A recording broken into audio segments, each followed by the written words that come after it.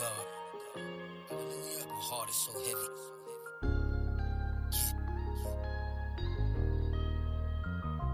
When hearts get heavy.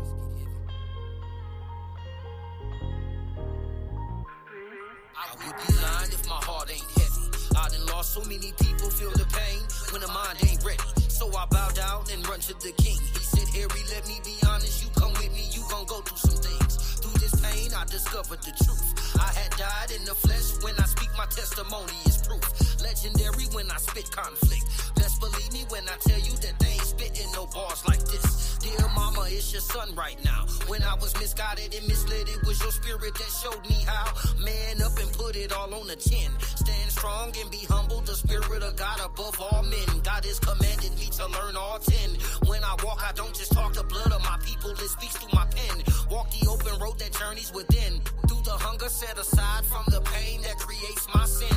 Learning life, you only lose in the win. I've been walking through the dark. I'm trying to see it through a clear view lens. Enemies I used to call my friends. When I learned a valuable lesson in life that people love to pretend. Bite the hand, people love to extend. Though we started at the bottom, we'll be headed to the top when it ends. Break the chain that holds in my rage. I'm the lion you can't tame. I'm the beast that you just can't cage. From the cradle till there's dirt on my grave. I'll be standing in the shadows abundantly as I pray with the slaves. Walk a million miles with blood on my shoes. If I never knew love, I'd never have a situation to lose. When hearts get heavy.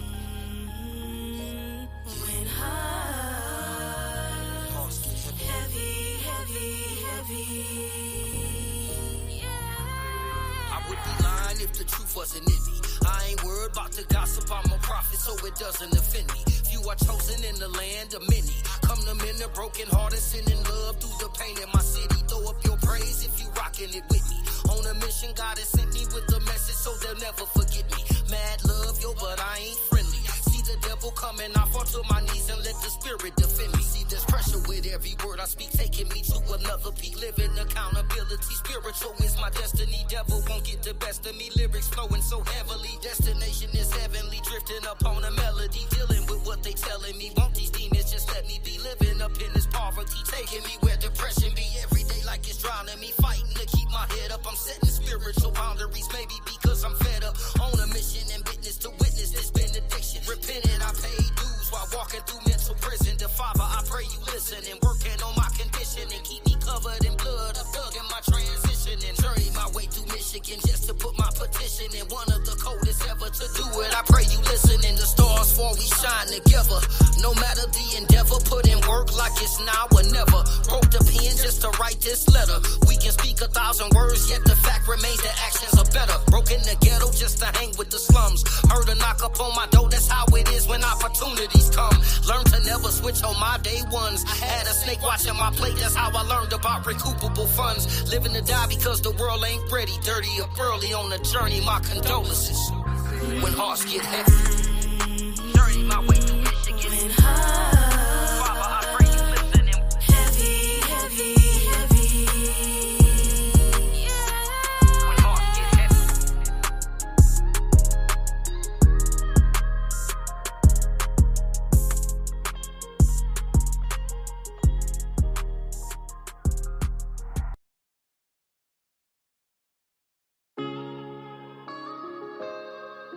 Yea, do I walk through the shadow of the valley of death? I should fear no man but God. Hallelujah. My heart is so heavy.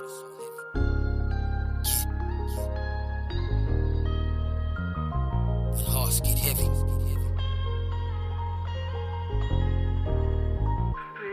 I would be lying if my heart ain't heavy. I done lost so many people, feel the pain when the mind ain't ready. So I bow down and run to the king. He said, Harry, let me be honest. You come with me, you gon' go through some things. Through this pain, I discovered the truth. I had died in the flesh. When I speak, my testimony is proof. Legendary when I spit conflict. Best believe me when I tell you that they ain't spitting no bars like this. Dear mama, it's your son right now. When I was misguided and misled, it was your spirit that showed me how. Man up and put it all on the chin. Stand strong and be humble. The spirit of God above all men. God has commanded me to learn all 10. When I walk, I don't just talk the blood of my people. It speaks through my pen. Walk the open road that journeys within. Through the hunger set aside from the pain that creates my sin. Learning life, you only lose in the win. I've been walking walking through the dark, I'm trying to see it through a clear view lens. Enemies I used to call my friends. When I learned a valuable lesson in life that people love to pretend. Bite the hand people love to extend. Though we started at the bottom, we'll be headed to the top when it ends. Break the chain that holds in my rage. I'm the lion you can't tame. I'm the beast that you just can't cage. From the cradle till there's dirt on my grave, I'll be standing in the shadows abundantly as I pray with the slaves. Walk a million miles with blood on my shoes. If I never knew love, I'd never have a situation to lose. When hearts get heavy, When hearts heavy, heavy, heavy. I would be lying if the truth wasn't in me. I ain't worried about the gossip, I'm a prophet, so it doesn't offend me. Few are chosen in the land of many.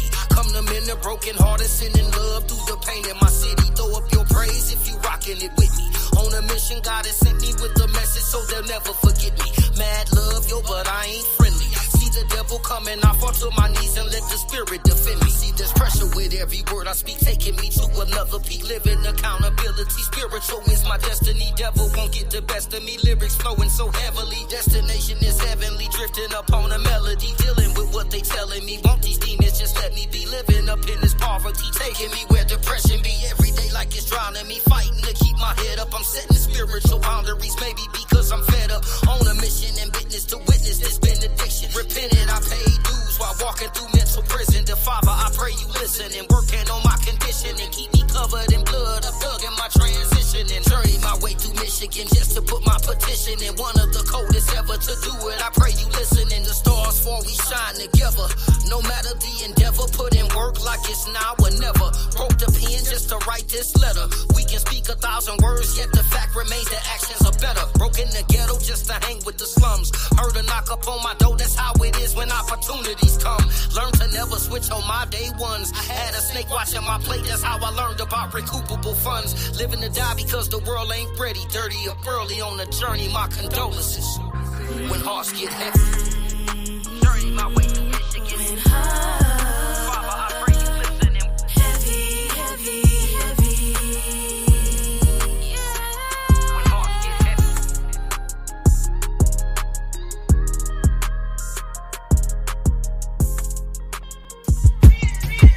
Yeah, I was on that corner, trying to get my coins up. Coppers run up on us and we turn a Jackie Joyner. White man kill a black man, they never report us. Black man kill a white man, they gon' start a war. Mama, she was tore up, sipping on that absolute. Young, brainwashed, they just wanna rap and hoop. Could've been a lawyer until they came and shackled you. Felons on your record, so them jobs ain't getting back at you. Them kids ain't eat yet, so you can't even sleep yet.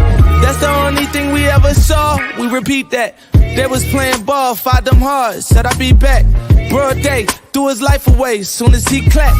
Get that boy a license, made his mama relapse. Damn, they don't understand. Coming from the bottom, it's so hard to make a plan. Know them kids beefing, they let it get out of hand.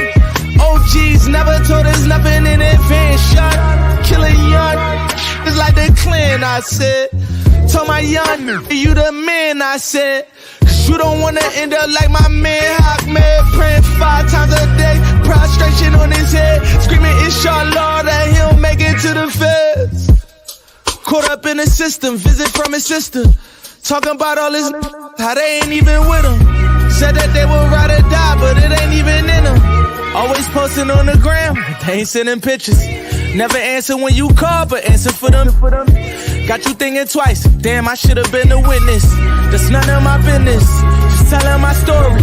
All guts, no glory, been going on before me. Was slaves in the 40s, still slaves in the present. No toys for Christmas, ain't get us no presents. Only made us evil, made us hungry, made us desperate.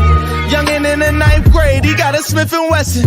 Grew up with the goons, now he need protection. He dropped out of school, then he got arrested. Lord with a blessing, I just hope he learned his lesson. They told us if we go to jail, we would be respected. They told us if we make a sale, we would run a check-in. Throwing rock out in that field, we got intercepted. What up, doe? What up, doe? Yes, Marky D is in the building.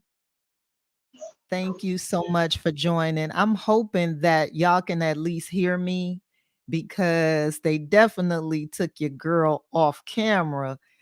And I just had some technical issues, guys. I'm extremely sorry about starting late. I was having an issue with Facebook.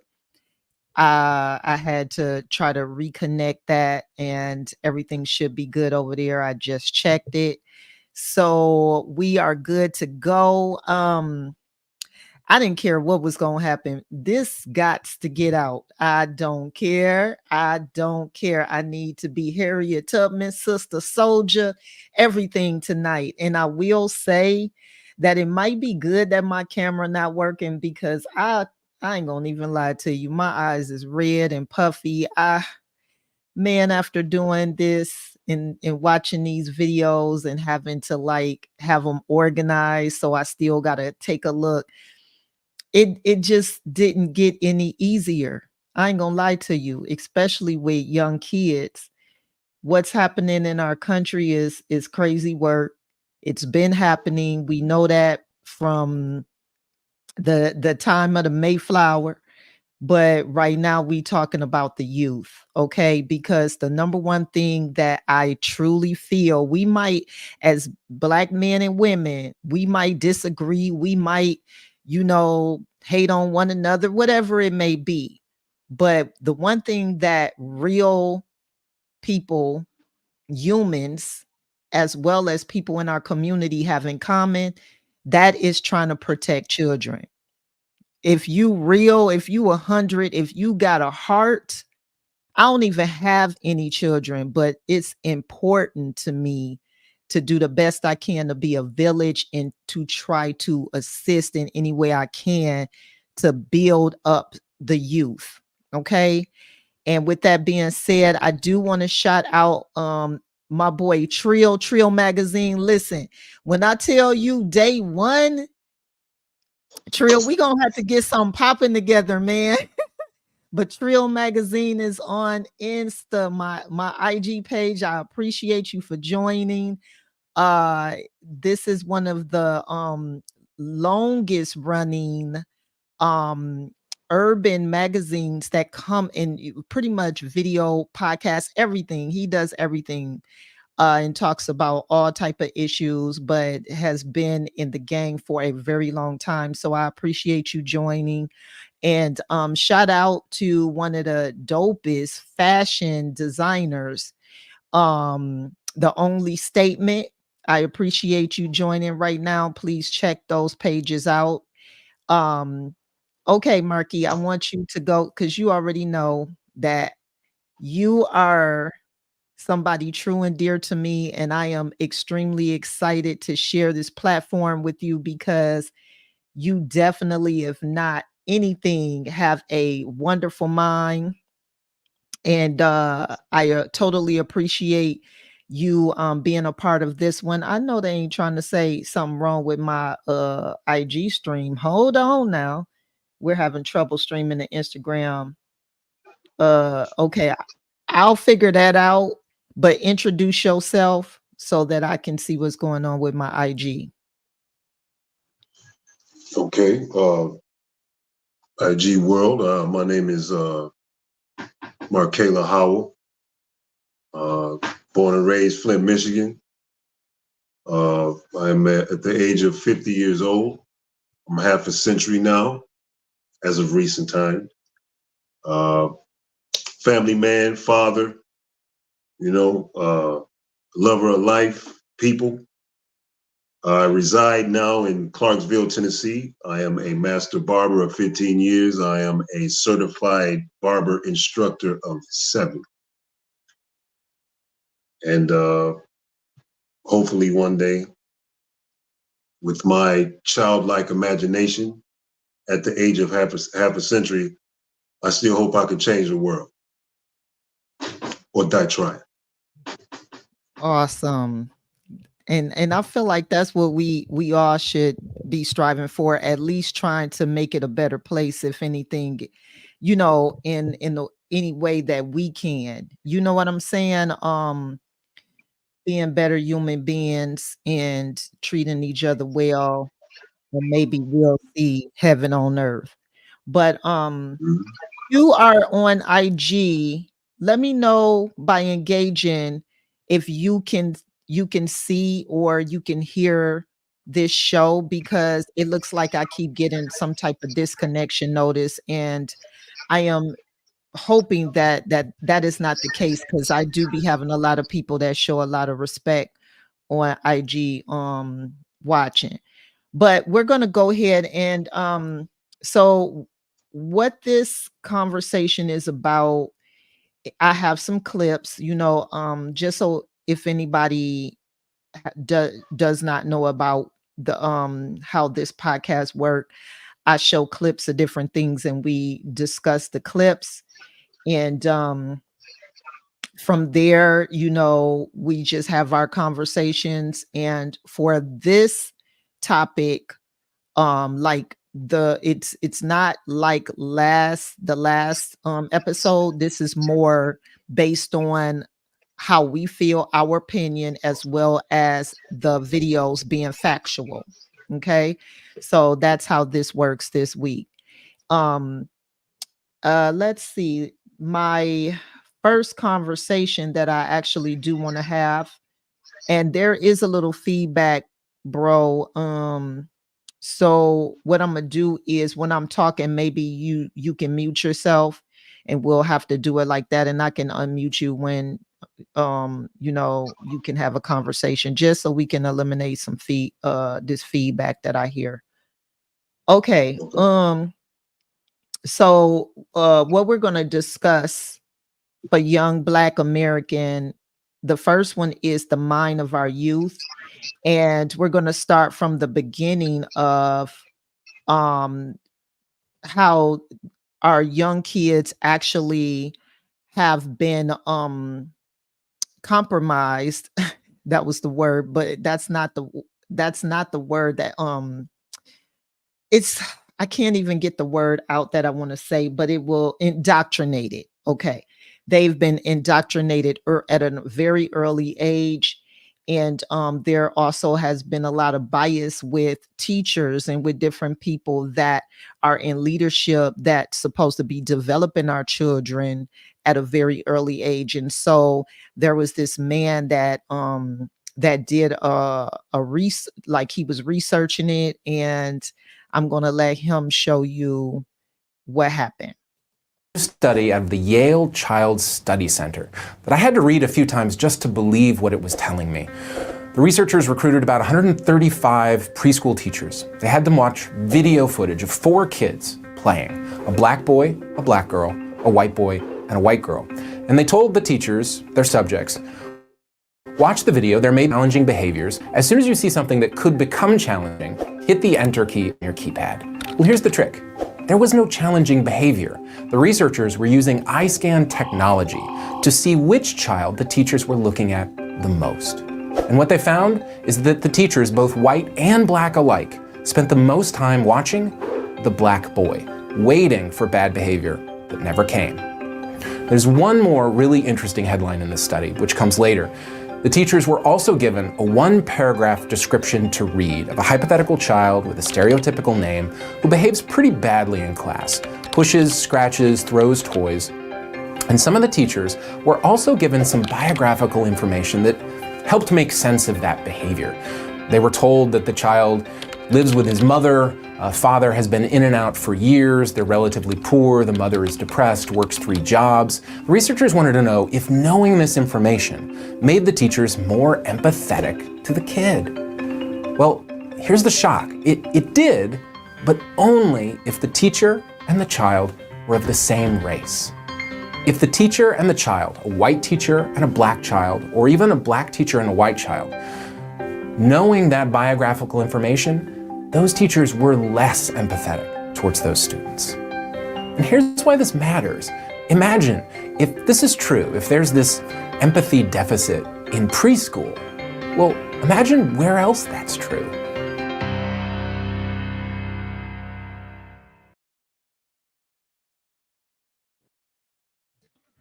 Okay, before we get to the next video, Okay, I hope my IG people join me again. I actually had to go back and re-add the Instagram.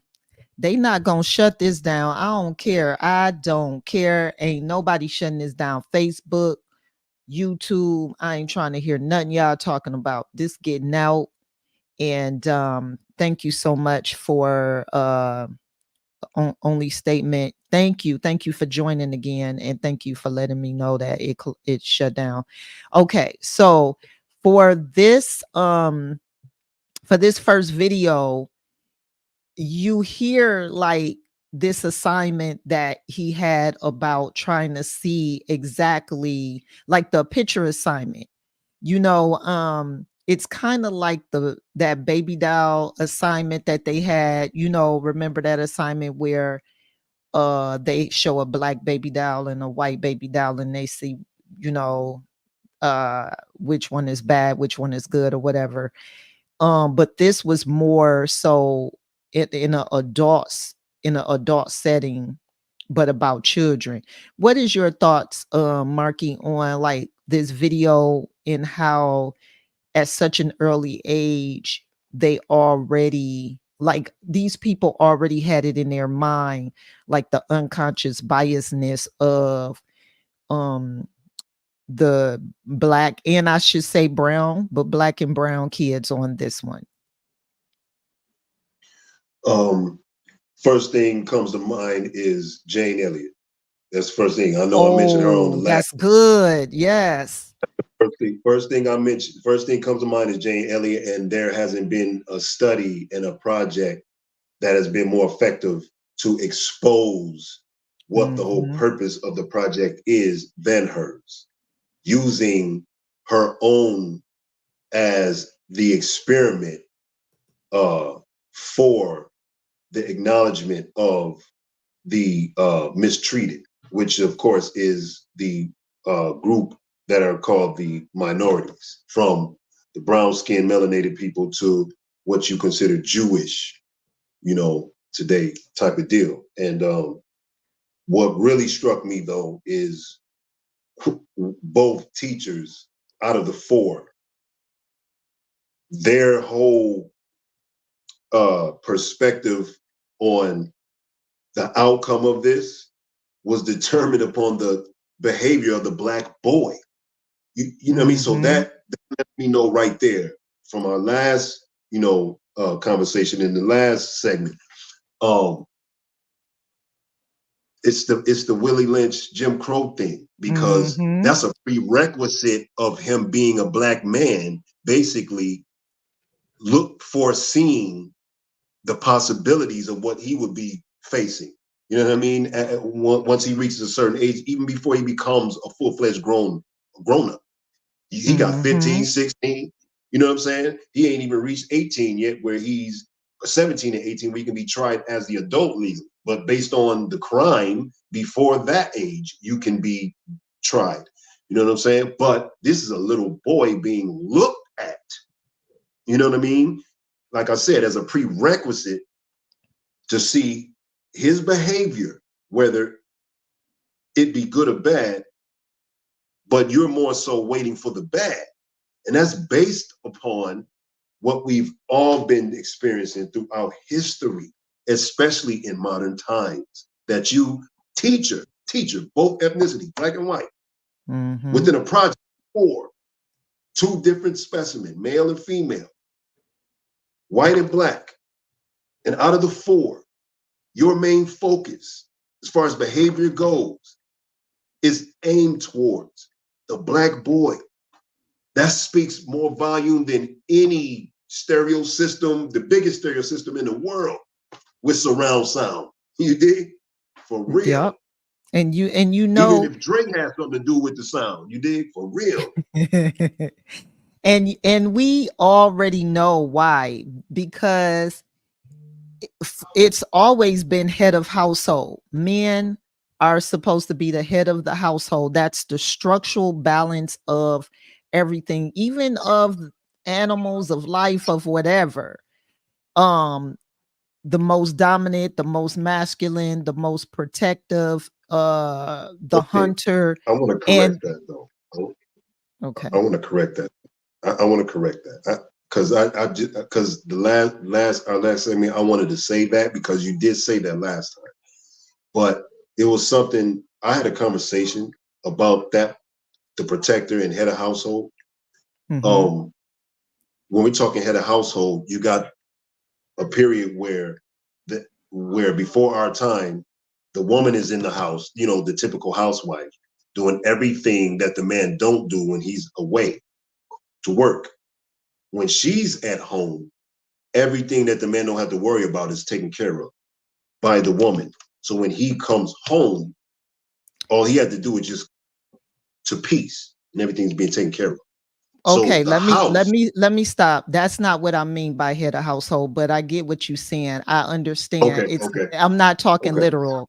I'm talking the person that actually is supposed to be the dominant figure, the most logical of the home, which The it is protector this. and the provider. Absolutely. That's what I'm talking about. Not like that. That's still existing and happening. That's just the proper structure of a good home, of men being able to be in a peaceful home and a woman being able to provide and nurture that situation. But what I'm saying is on here is they already know that the black man is supposed to and is designed to be this.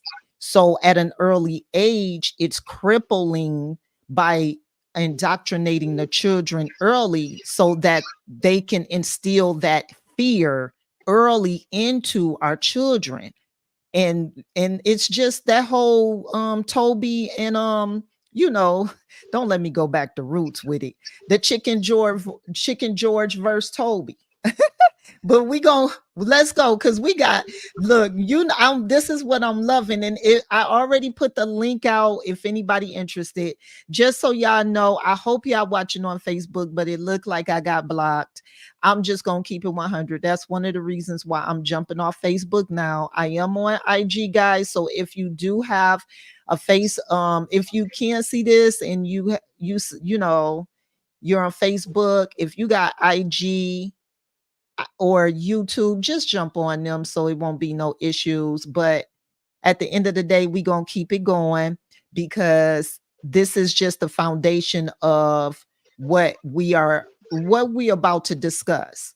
Knowing that they instill fear early in our children, and they already had a biasness about us and about the young black men. And now let's go to the next video clip. We're continuing our 360 special report, Kids on Race, The Hidden Picture. Its aim is to study children's attitudes on race and understand how and why they form their opinions. We teamed up with renowned child psychologist Dr. Melanie Killen to try to design this study. Now take a look at this. Killen and her team showed 13-year-old children this picture and asked them to describe what was happening. Questions like, what's happening here? Are these children friends? And would their parents want them to be friends? Now, the picture is designed to be ambiguous. What's happening is in the eye of the beholder. Then they showed them this picture and asked the same questions. Now, the only difference between the two pictures, the race of the kids was flipped. Both white and African American children were tested, and the psychologist showed a similar set of pictures to 6-year-olds. At our request, they also asked kids open-ended questions about race to understand how it plays into their own lives. And as you'll see, the responses were raw. Some of the experiences they describe are shocking. In our first report, we told you that when testing 6-year-olds, the research showed an overwhelming majority of white kids were negative about interracial friendships. The majority of black children, on the other hand, were positive. But we discovered a lot changes from childhood to adolescence. Take a look. The study found when 6-year-old African American children were asked about interracial friendships, the majority responded like this. Carrie was trying to help her. And how much would they like it if the two were friends? Really like it. But watch how they respond by age 13. Carrie, she's a bully, so she pushed Abby. Do you think that Chris and Alex are friends? No, not really. The optimism we heard from young black children fades with age. At age 6, 59% of black children think the two kids in the picture are friends. By 13, a total flip. 63% do not think they're friends. which matches white teens' attitudes. Our expert says experiences like 13-year-old Jimmy's of rejection begin to explain the disappointing trend. He says a white friend's mom forbade her son to be friends with him. They end up just saying because you're black, so you can't hang out. Her and her son. Wow, so she kind of very openly said that the reason why her son could not hang out with you and your family was because you guys are black. Yep. Because of their skin. Dante was bullied so badly because of his race, he had to change schools.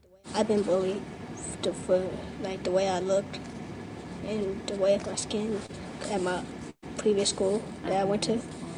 And they just kept on bullying me, and I didn't like it. I just asked them to stop, like, over and over again.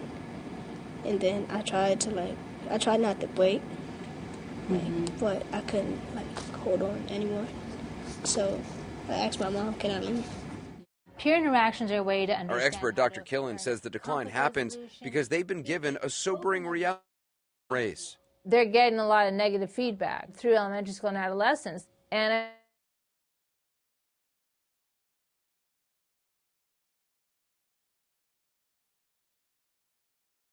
really don't belong here, you're really not part of us.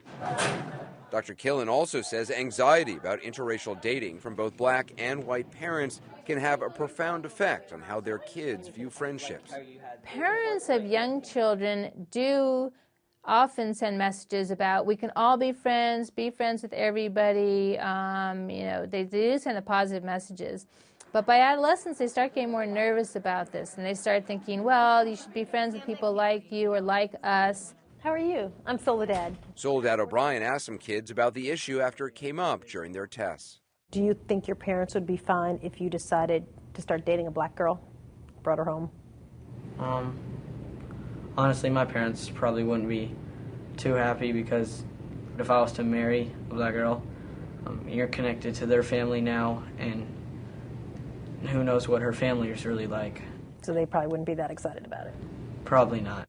Shantae admitted anxiety and a double standard for interracial dating in her family. If I were to date a white guy, a lot of people wouldn't really have a problem with that. But if my brother were to bring home a white girl, there's definitely going to be some controversy. From whom? Your parents or you? From me. from me. Really, because I think it's more of a problem for people when a black man brings home a white woman, because it's been like that for years. So it would matter to you? I think it would, unless, of course, she were not to act, I guess, so quote unquote white.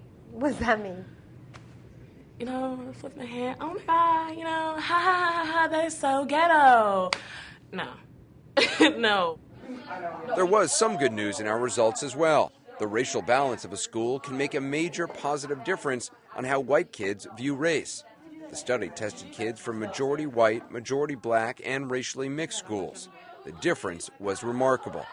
Students in majority white schools were the most pessimistic about race. Only 47% think their parents would approve of kids from different races being friends. In racially diverse and majority black schools, 71% are positive about it. The reason, according to Dr. Killen, is friendships. There's almost nothing as powerful as having a friend of a different racial ethnic background to reduce prejudice. You have that experience that enables you to challenge stereotypes. So you feel like you're... Samantha attends a majority black middle school. My grandparents have a lot of, they're very racist against African Americans and, other races.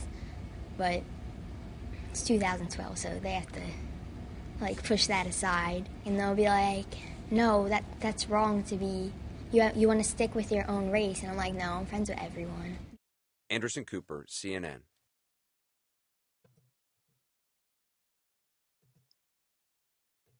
Whoa, whoa, whoa. Last girl.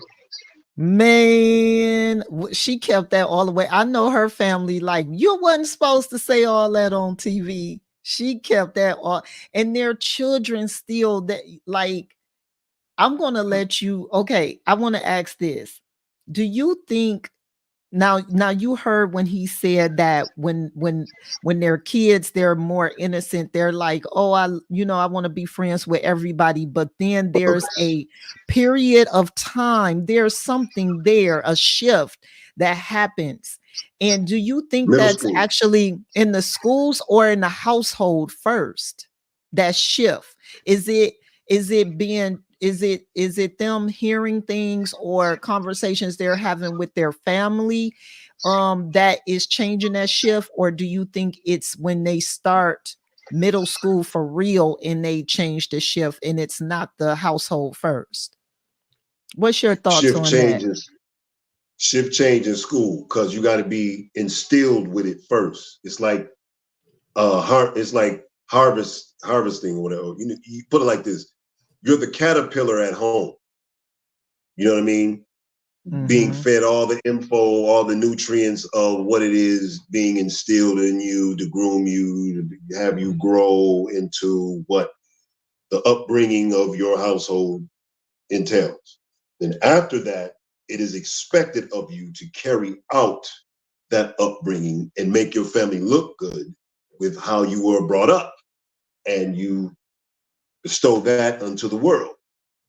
So that's where the paradigm, the shift changes, because you carry out what has been instilled in you. If not, then how could it change if you don't express any of that? It's just instilled in you. You know what I'm saying? So the last little girl, she's basically the compromise. She's the monkey in the wrench to her upbringing, where the shift in their family structure is through her going against what her upbringing was. Basically, contradicting, or basically downplaying or breaking the cycle of what the Black girl prior to her that was giving an example of what the interviewer to her was asking, what do you mean by being white? And she gave her best description of acting like your typical Valley girl, like flipping her hair and like that deal. When those are your typical white girls, but you have you have all types, even those that date your Black men for sport, the same way Black men date white women for sport. You dig what I'm saying? So it is more so me paying attention to the white kids when And their things like this conversations happen, because we all share the same mindset for the most part. You'll have your selective few who got those militant parents that be like, don't you mess with them white people, because the white people are this and the white people are that. We all have the overview of whites for the most part, but the mass majority, like the guy who was narrating was saying, we have a more positive overview. Yeah, and that's one of the things I was discussing on a last live I did, is that we include everybody. We are open to allow people in our space more easily than others are. And that just shows what even another thing I got out of that was the young girl, the Black girl, when she was saying how if she brought a white guy home, it would be a little more open for her versus her brother bringing a white girl home. And I feel like that right there is even showing the separation of women. And it doesn't even matter the color. It's a mistrust with women, period. And that whole, well, this wasn't even out. This wasn't created, I don't think, when that whole Karen thing came to play. But I don't think this documentary, this video clip, maybe it was, but at the end of the day, 2012. Yeah, it probably was, because it started with the lady who called in Oakland, called about the barbecue pit, the Black people at the in Oakland, and she called yeah. Okay, so it was. But the thing is that unfortunately, that might be true. I think unfortunately that's true. But and I think it's the older in our generation, it's mostly the older people, like my grandmother. She, was very big and strict on, trying to, keep it black until, you know, it didn't happen because people loved who they loved in my family. So she still accepted it, but with, other races, other ethnicities, it's really strict. And that is true. Yeah. So that was that was good to kind of see the mind of the youth. And now this next one is instilling the fear in the youth. These are a little more, it's getting up there. I'll just show you. I don't Sit down. 2008 Cadillac. Sit down. Shut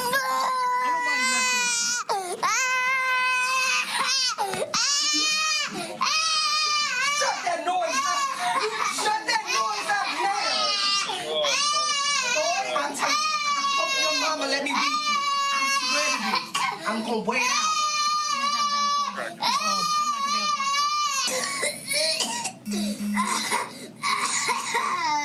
You better stop trying to get out this seat. Stop it. Stop it.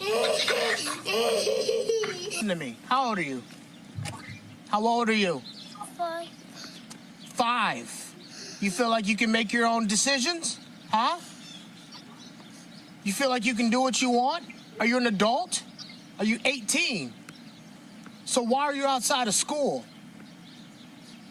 Look at me. Why are you out of school?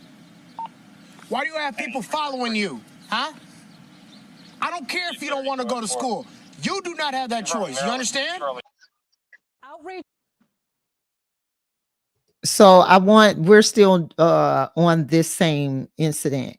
I just wanted to show you that those are police officers, and this is a 5-year-old boy they're instilling fear in, and the way that they screaming. And just for everybody to understand, blue and black, okay, it does not matter when it comes to police officers, black, Hispanic, Asian, whatever they are, it's a blue line.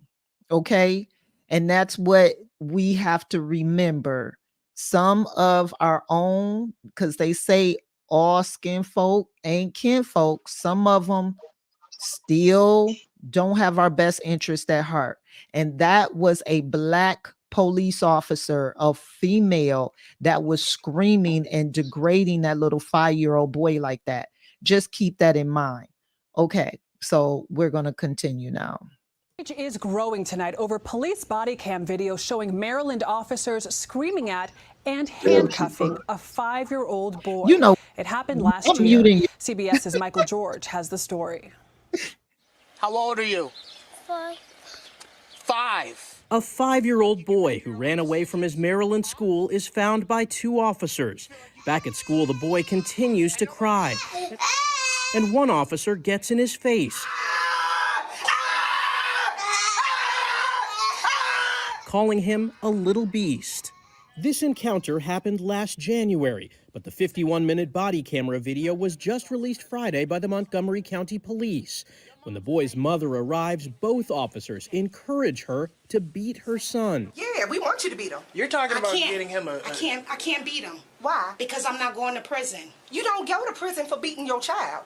She's now suing the Montgomery County police officers, the county, and the school district. Her lawyers claim the boy suffered emotional trauma. There is a certain way to treat a 5-year-old boy. Needing to beat him, like I said, came up at least 15, perhaps up to 20 times. The video also shows the officers handcuff the child in front of his mother. You know what these are for? These are for people that don't want to listen and don't know how to act. He was released about a minute later. But over and over again, they encourage the mother to physically discipline her child. All I can tell you is beat that ass. You can't beat your child. in Montgomery County. In front of him and everybody else, you can beat them. And please just don't leave no cuts or no crazy cigarette burns or nothing like that. Exactly. We good. All right. Meeting adjourned. The Montgomery County Police Department says it has investigated the incident but hasn't released the findings. Both are still sworn officers, according to the department. Michael George, CBS News, New York. Bro. Now, this was hard for me. I ain't gonna even lie to you. This was hard for me to watch. I was livid. Please, I want you to just share how you feel in this moment about this entire video. And can you imagine they had this on the news because the whole town was in an uproar when they seen that video. What's your thoughts on this? Oh, I come from the era where we used to get our ass whooped, ass beat. Now, yeah, mind you, I know. Now, I had the main one who used to whoop my ass the most as a kid to make me understand what these fake ass law enforcement characters, they're fucking characters to me, are basically conveying to this parent. One David Miller, okay, who I call Pops, is my stepdad to the end, used to whoop my ass whenever I disrespect my mama, whenever I don't do what my mama told me to do, okay, and have been told over and over. You dig? When I know I did something I wasn't supposed to do outside and it got back, to my mama or him, I had an ass whooping coming, but all within the guidelines of parenting. Now, it's funny how the police is encouraging this when today we're living in an era where everybody's so sensitive that if you're beating your children, you're going to prison because you cannot it's do child that. abuse. You cannot do that no more. So to hear police officers say this, not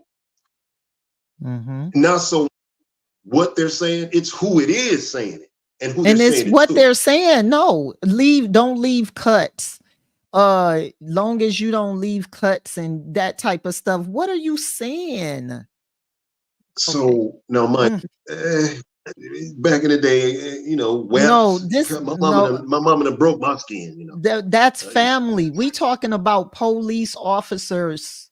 We talking about already us not trusting them. And then what happens when it's their word against hers and she wind up getting locked up, and then her child have in the system, or somebody else being raised by somebody else. Like, I totally agree with her suing them. Yeah. You know what I'm saying? He 5 years old. Why you put handcuffs on a 5-year-old? Like, this is what I'm talking about, that instilling fear in our youth at an early age. Yeah. So, okay. Now, for crying though. Yeah. But you have these reality shows where they have it set up for the youth to go to prisons to give them, their forethought. Say scarce, that. You know what I'm saying? So in that sense, it's understandable. But with a parent at the age he is, with parents' consent, if you're having problems with this child, there are parents that do this. Mm-hmm. You know what I'm saying? I'm not a fan the parents of that. have consent. So if, let's say, okay, in this day and age, I have a fear that my son, who's 19, going on 20 this year, who's bigger than I am, taller than I am, who was just about that at 15 and 16, who lives in Arizona, who's biracial. At a time where during Obama's term, blacks left and right, up, down, all the way around, were getting brutalized and, demeaned right in front of our faces. That was my fear of him. You know what I mean? Being treated and mistreated like that. So knowing who he is, my actions would have put me in jail if I were ever there to experience what happened to him in the midst of it. So these little guidelines on how to operate with or work with police officers before anything escalates to where you're face down and they're manhandling you and you're resisting arrest. They're giving you guidelines on what to do, how to do, yada, yada, yada, before it happens. These videos that go viral and police officers telling you know what I mean? Just do what they say and yada, yada, yada. So when I see this video of this police officer using a scare tactic for this 5-year-old, even though it's an ill-mannered scare tactic with no consent of the parent, I disagree with that.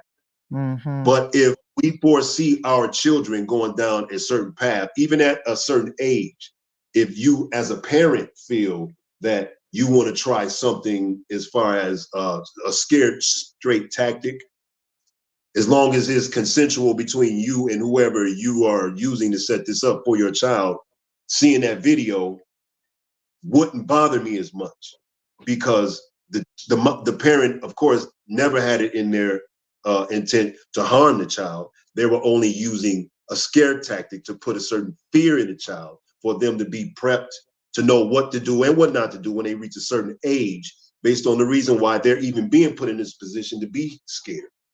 Now, I would agree with that. I don't agree with no police officer taking it upon themselves to do that shit and then come in and call the parent and then say beat the child. When if I was to actually do all of this and then a white person see me, there can be a whole different situation that happens. What you say for me to do? Yeah. Okay. I'm going to jail. Okay.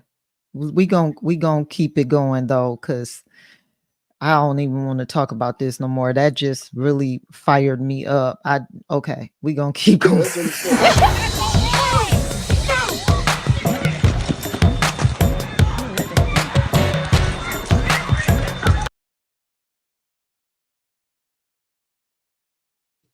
This video is serious, but I ain't gonna lie to you. I had to laugh on this part. I was like, who do he think he is, James Bond? Let me just run this back. This crazy work right here. I ain't gonna lie to you. Okay, let me just run this back real quick.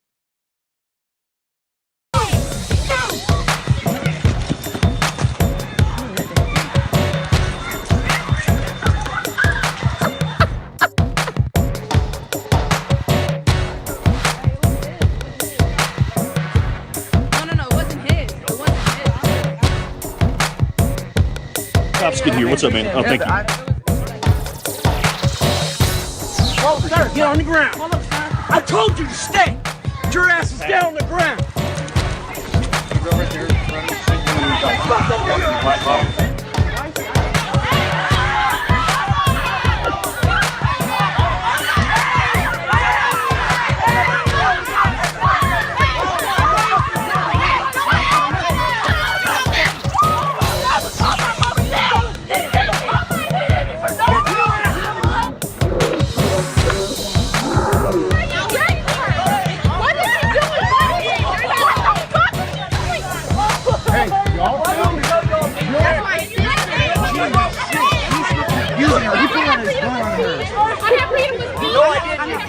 Out of here.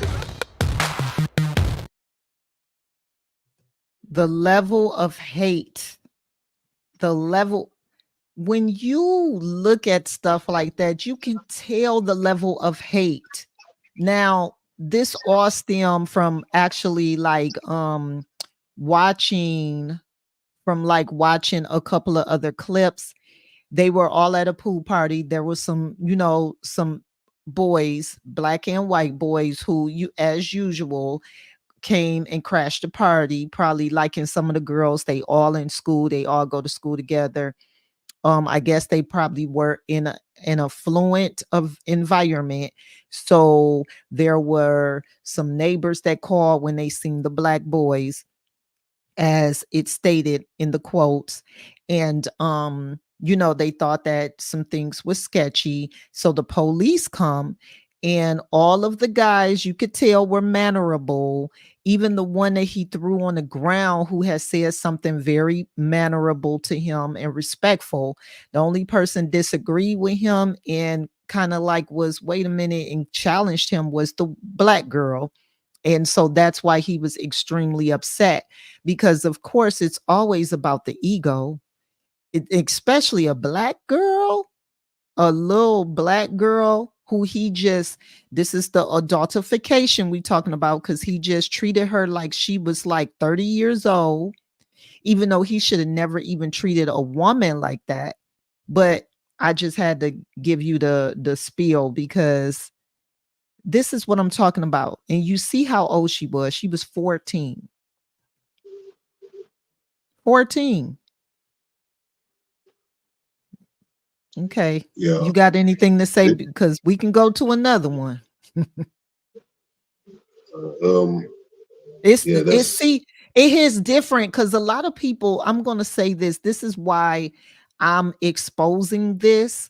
And there are people that have seen this. Some stuff go viral, some don't. Some I get from local news channels that hardly get seen, because people need to see this. This is factual things. This is not made up. What we're saying, this is how we feel. So we're not talking, we're opinionated and we have our thoughts, but you can't deny the video clips of what you're seeing. You know what I'm saying? So yes, I do. I've been a victim of this just recently with my family, my girlfriend, and my kids. My youngest son is autistic. He can't speak. Sounds, the gestures, the whole nine, nonverbal. Mind you, Michigan is the reason for his condition through vaccination. That's a different story. I have a neighbor, old couple, old white couple, has been in the area. Of course, they OGs, they've been there. Own their crib, obviously. Now my son goes out, we let him out just almost every day to play in the backyard. They have a big backyard, it's fenced in and everything. So he gets to play, does his thing. Around the deck I have, it's gravel, like rocks, little pebbles and whatnot. He picks them up and he throws them across the fence. They have a greenhouse. And I guess, it hit the greenhouse, yada, yada. Now, at first we were good. Now, all of a sudden, my youngest son get the police called on him. And it's been 3 times that he's got the police call on him. The third time the police came, it was a different police officer who didn't go by protocol. They came to the house, opened the screen door, knocked on the door, asked my girlfriend for her ID. She figured at this point, seeing the police, that it was the neighbors. Because the only time the police have been called over is when I'm at work. Mind you, I let my son go outside too. I've caught him throwing rocks. And not once, going on 2 years that I've been in this crib, have the police been called on my son when I'm there. You dig? Now, police officer that came over, obviously my girl got irate, where she got fed up of them making it seem like it's harassment now, calling the police on a 12-year-old who can't even defend himself, and calling what his actions are vandalism. So when his police come over and he encounters my girl, it gets to the point where this motherfucker pulls her out the house and push her up against the wall, to the point where he ends up having her cuffed onto his police car. Now my neighbors are seeing everything. Again, I'm at work. The only reason why I didn't witness none of this is because my coworker, who I'm expecting to come in now to relieve me for lunch, did not come early enough for me to get off, to witness this, to basically save me from going to prison for a very long time. Mind you, I already got a court date coming up in August. That would have got expunged for the sake of me being thrown under the jail, for possibly throwing him in the house and not letting him out until the police come or ambulance. You dig? That's how I'm feeling. And this ain't got nothing to do with a young black boy. This is a full-fledged grown woman. But you come to a household where you just supposed to ask questions. And the questions that you're asking are not a part of the protocol in which you were called. Mm-hmm. This is not a response. So me seeing this video, it's the same thing, because I'm getting fed up. I don't want to be the one recording. No, I'm not going to record. I'm jumping and diving in. And that's I'm going down with whoever. Yeah, and that's me. That's the thing too.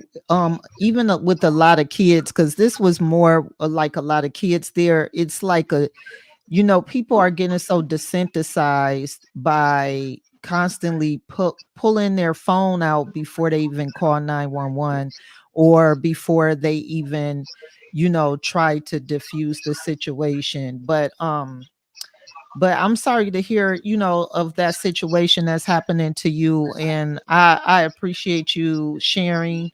Yeah, it sucks. But it ain't over with. Hold on. It ain't over with.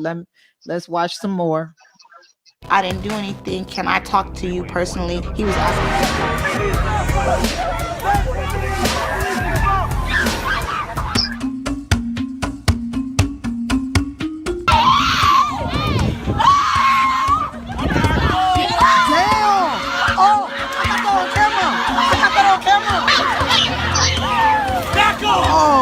I am tired of everybody here. Everybody needs to chill out.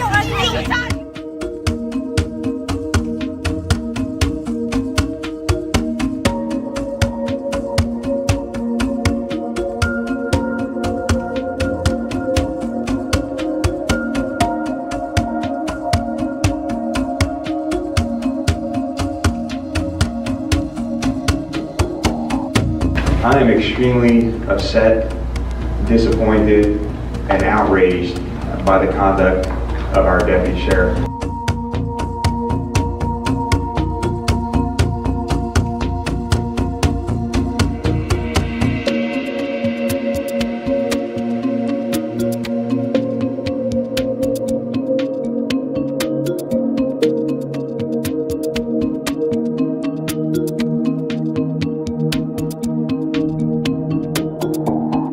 What I saw and what my staff saw was a person who was out of control and basically lost it. And I can't have that at the Orange County Sheriff's Office. I certainly can't have that person around our students.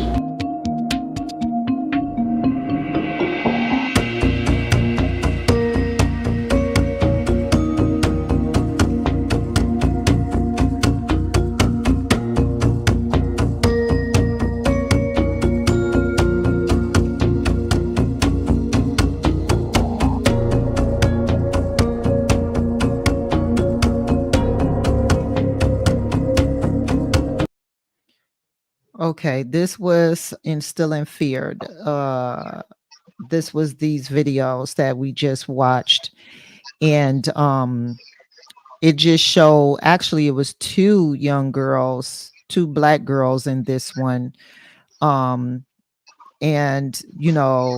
that's what sucks, because the way that they treat these young black girls is insane to me. Like how he just snatched her by her hair like that, and come to find out the fights had already been it was already died down. But when the police came, it escalated, and it was some of the police officers work on the campus, and it's a middle school, so that means they not even in high school. Okay. But we're not going to talk. We already discussed that. We're going to go ahead and go to the next set of clips. That is, I think this is in my next. And then we have school to prison pipeline, which will end it. But let's check these out. You see this, right? The tables have turned. Watch these two young kids pull over police officers from Gainesville, Florida. Don't shoot me. Don't shoot me, don't lie. That's 9-year-old Ziana Oliphant on the right. You may remember, she's the girl from Charlotte, North Carolina, who brought the room to tears with her emotional plea during a city council meeting to bridge the police department's relationship with the community. And I guess the hour training. There you go, baby. It's a shame that our fathers and mothers are killed and we can't even see them anymore. Okay, I just want to stop it there because those was real tears. That was real emotion. And she said, it's sad that, you know, our mothers and fathers get killed and we can't see them anymore. And that's what I like, all of that, the mind of our youth, instilling fear in our youth. And this is all this right here. They have to suffer this at such an early age and don't even understand how to process their feelings and thoughts yet because they not adults. You know what I'm saying? It's different like when you're an adult and you're able to kind of like consciously and subconsciously understand and kind of like compartmentalize your feelings. But they can't. They're still processing and learning and trying to figure things out. And this is what I have a problem with. This really broke me down. I ain't gonna lie. I'm glad I'm not on camera because every time I see this, and you know, I don't want, the reason why I'm sharing this now is because the media turned this into a marketing ploy to me, and this was her emotion and real feelings. And I want you to give me your opinion after you watch the full video. Months later in New York City, she met Gainesville police officer Bobby White while filming this campaign for Microsoft. There's a damaged relationship between America's youth and the American police officer. We're going to change that. White's the officer caught on dash cam video earlier in 2016 playing basketball with teens in the street after a neighbor called to complain they were making too much noise. Hey, that's a nice hoop. It was this moment seen all over the internet that pushed him to start the nonprofit called the Basketball Cop Foundation. What did I do? The organization works to build relationships between police and youth across the U.S. by holding events like this one. Why you doing that? Don't do that.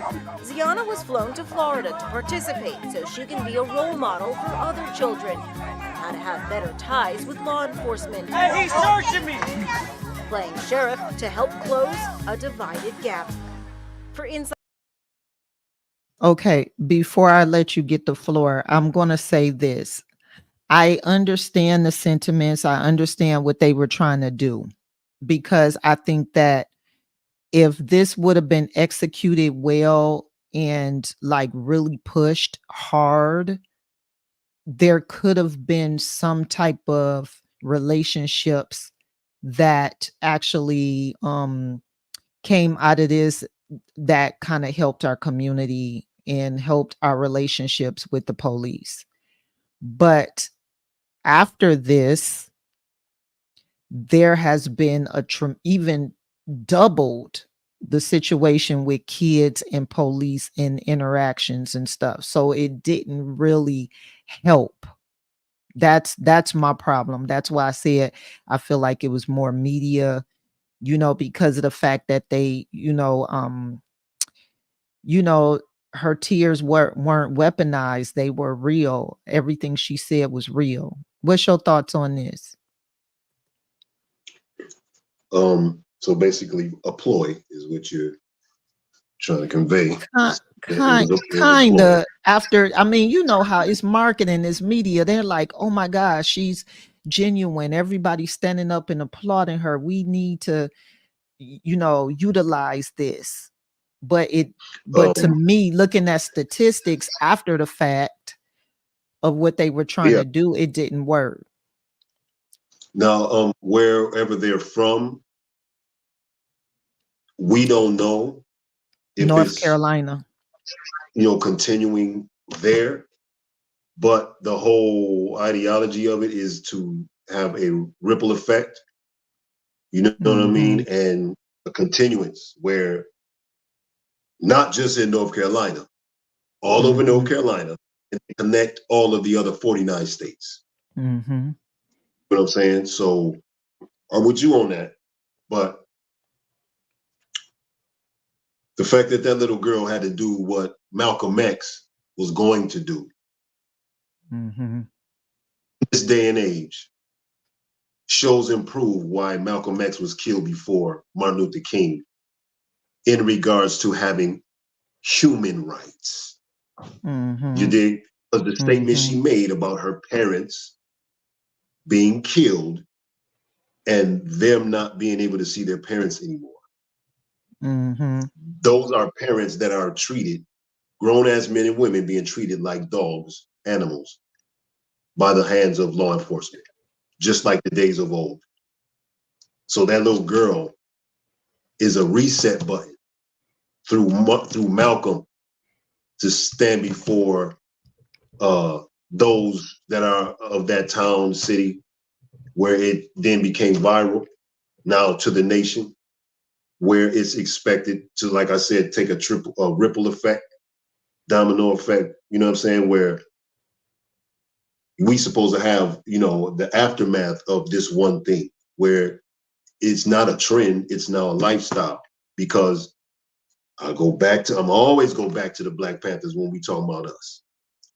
It was worked out then. What they were displaying with the kids and setting it up where the kids have a part in playing police and showing them how it's supposed to be through the girls' tears and everything. That was us then with the Black Panthers. We did have that worked out, but not so much where they agreed upon. We had to be militant and have firearm and stand and band together and create unity and then show them in a damn near threatening manner, we don't need you like that until we do. Until then, we got this. So it ain't gonna be no taking our little boys down and our little girls down and mistreating them. Like, it ain't gonna be none of that. We gonna take care of them. And if it's beyond our control where law enforcement have to be called, then you will be. But we're gonna still make sure you do not handle our youth, our adult figures in an ill-mannered fashion. You did. We got this where we're all this. Yeah. But anyone get out of hand, we gonna call you and get yeah, rid of and this. that's what it, and that's exactly, we need to police our communities ourselves. Then when they're needed, and maybe that would have been a better situation. But you know, all our leaders, our true leaders that was fearless, they gone. It's a handful, but it's really hard for some of the men and women of today's time to really do it the way that it used to be done, because it's not a majority anymore the way it used to be. But before we continue, I need to shout out IG. Unfortunately, I can't see my Facebook comments, but shout out to Natisha McQueen. Thank you so much for joining. Hello, family, she says. We love you. Thank you for watching. Shout out to Lips and Froze. Oh my God. This is, let me tell you, when I tell you this is one militant sister right here. Oh, I miss you, girl. Make sure you guys engage with us. Let us know you're watching. If there's something you want to discuss, add it in the comments. I will definitely say something. Real Life 2102. Thank you so much for joining. The only statement, thank you for still rocking with us and staying locked in. I don't have any comments from my YouTube because that's not connected on my stream. So sorry, but please make sure you like and subscribe to the pages. Shy Shock Me, what up, though? Good to see you. Thank you so much for coming in. I appreciate that. So we're going to go ahead and get back to the show. And for those who just came in, we're talking young Black American and the adultification of our, the youth, even from like 5 years old, and how they're instilling fear in our kids and indoctrinating them at an early age to separate our households. And we know that this is happening. I ain't trying to be Sister Soldier, but I am trying to build us back in any way I can. And if I got a platform, I'm going to talk about it. And this is my brother Marky D that's with me, who is my co-host. And he has a ton of knowledge, as you can hear, and he is just like me, very direct in his approach. So y'all continue to rock with us when we're having these lives, we really appreciate it. So we're on the Am I Next segment still, so we'll continue with some more of the videos. Hold on. Edition.com. I'm Lee Sheps. Saturday, there was a domestic incident at a home, and Nikayla Murray was having an argument with an ex-boyfriend. She asked her 11-year-old son to call police. He called police. Darian called police and his grandma. They both showed up, but mom says that when police showed up, that they were aggressive. They were banging on the door and trying to kick the door in. She opened the door. She said guns were drawn. What happened then is that the officer yelled for everyone to come out with their hands up. Her boyfriend ex-boyfriend ran out through the back door and trying to get away. She came out, no problem. She let them know, look, there's kids inside. 911 caller said there was kids inside. Well, her 11-year-old son, Darian, comes around the corner with his hands up. She says nothing in his hands, unarmed. An officer shot him in the chest. He was taken to a hospital in Jackson, Mississippi. He was receiving oxygen. She says, by the grace of God, he survived. Okay. Bro, I told you it was gonna get heavy, right? Guys, I'm sorry. You know what? I'm glad my camera ain't working. I ain't gonna lie to you. I told you I have been in tears all day watching these clips to get them in order. This does not get any easier either. It's like she literally, before the police could even cock his gun, told him that her son was coming around the corner and his hands was up and he did not have anything, and he still shot him. Man, okay. Now, the good thing is that he survived. Thank God he survived. And I think they are still suing the department right now.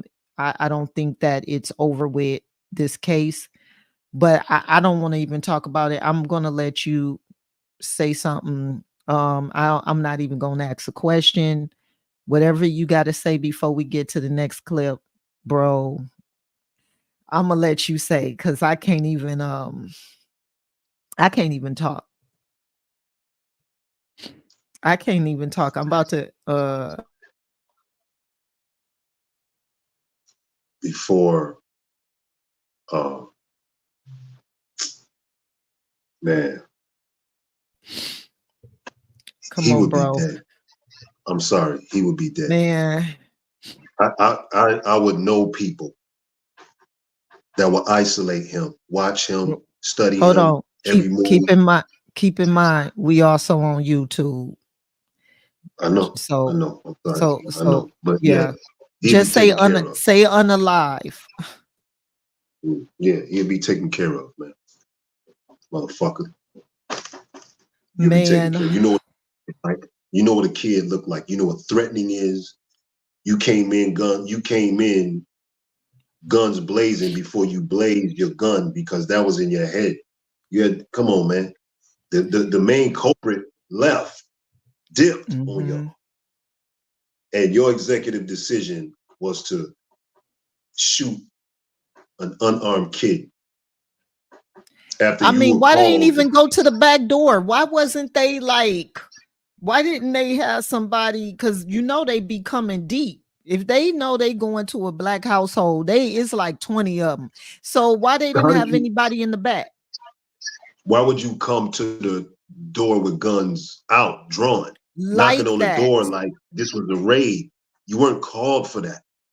Absolutely. Okay. You know what? Yeah, that was yeah, for sure. And guys, just so y'all know, a lot of these videos you probably have seen. Some of them went viral, some haven't. This whole podcast is to show factual and real video clips of things that have happened or conversations of what people are saying that is not for us but against us, and we put our own opinions and our feelings and thoughts into play when we're conversing. So that's how this is. Okay. So I'm not showing nothing that is Photoshop. That's not real. This is real life. This is what's happening in the 2020s of 2021, 2, 3, 4. This ain't like the 60s and the 50s. This is still happening. And now it is happening. Even like when I did this and put these videos together, it was way too many. It was so many about kids. This is how bad it's happening, and a lot of people don't even know. Okay. So I just want you guys to understand that. But we're gonna go ahead. We're gonna go to the next video because he upset, and I'm gonna keep it 100. I can't even talk about this one no more. This one right here too had me crying. Just because of the whole situation. You know what I'm saying? But okay, now this is about a little 8-year-old boy. The teacher called the police because she couldn't handle an 8-year-old boy. Hold on.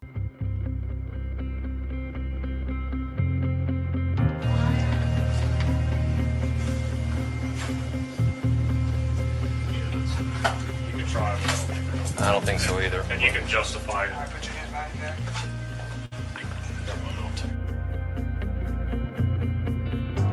Y'all know if Ben Crump on the case, he be smelling these cases.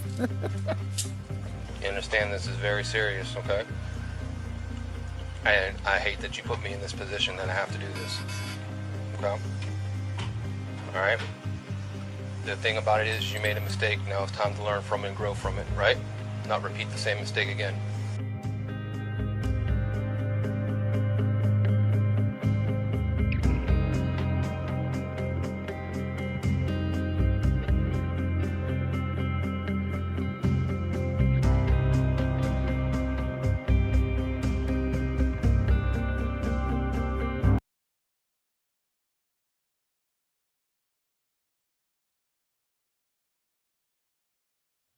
I'm going to go back and read this because I need y'all to understand that this young man had a disability. Okay. So he had a disability.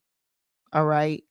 And the teacher, so the attorney said the boy had an individual education program to assist with his disabilities. Okay.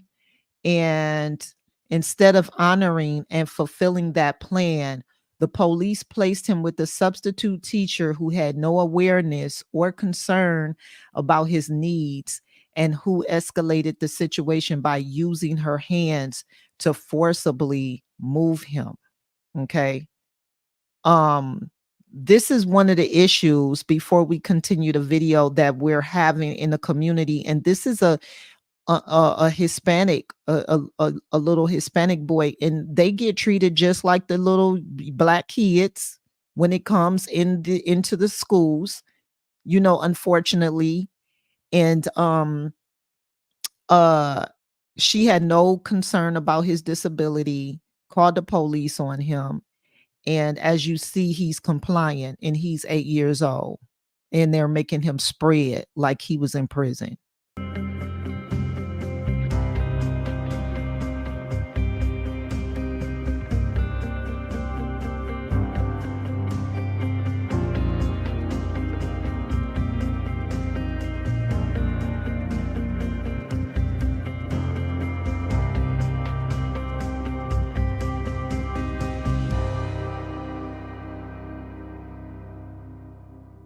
Homecoming face ass.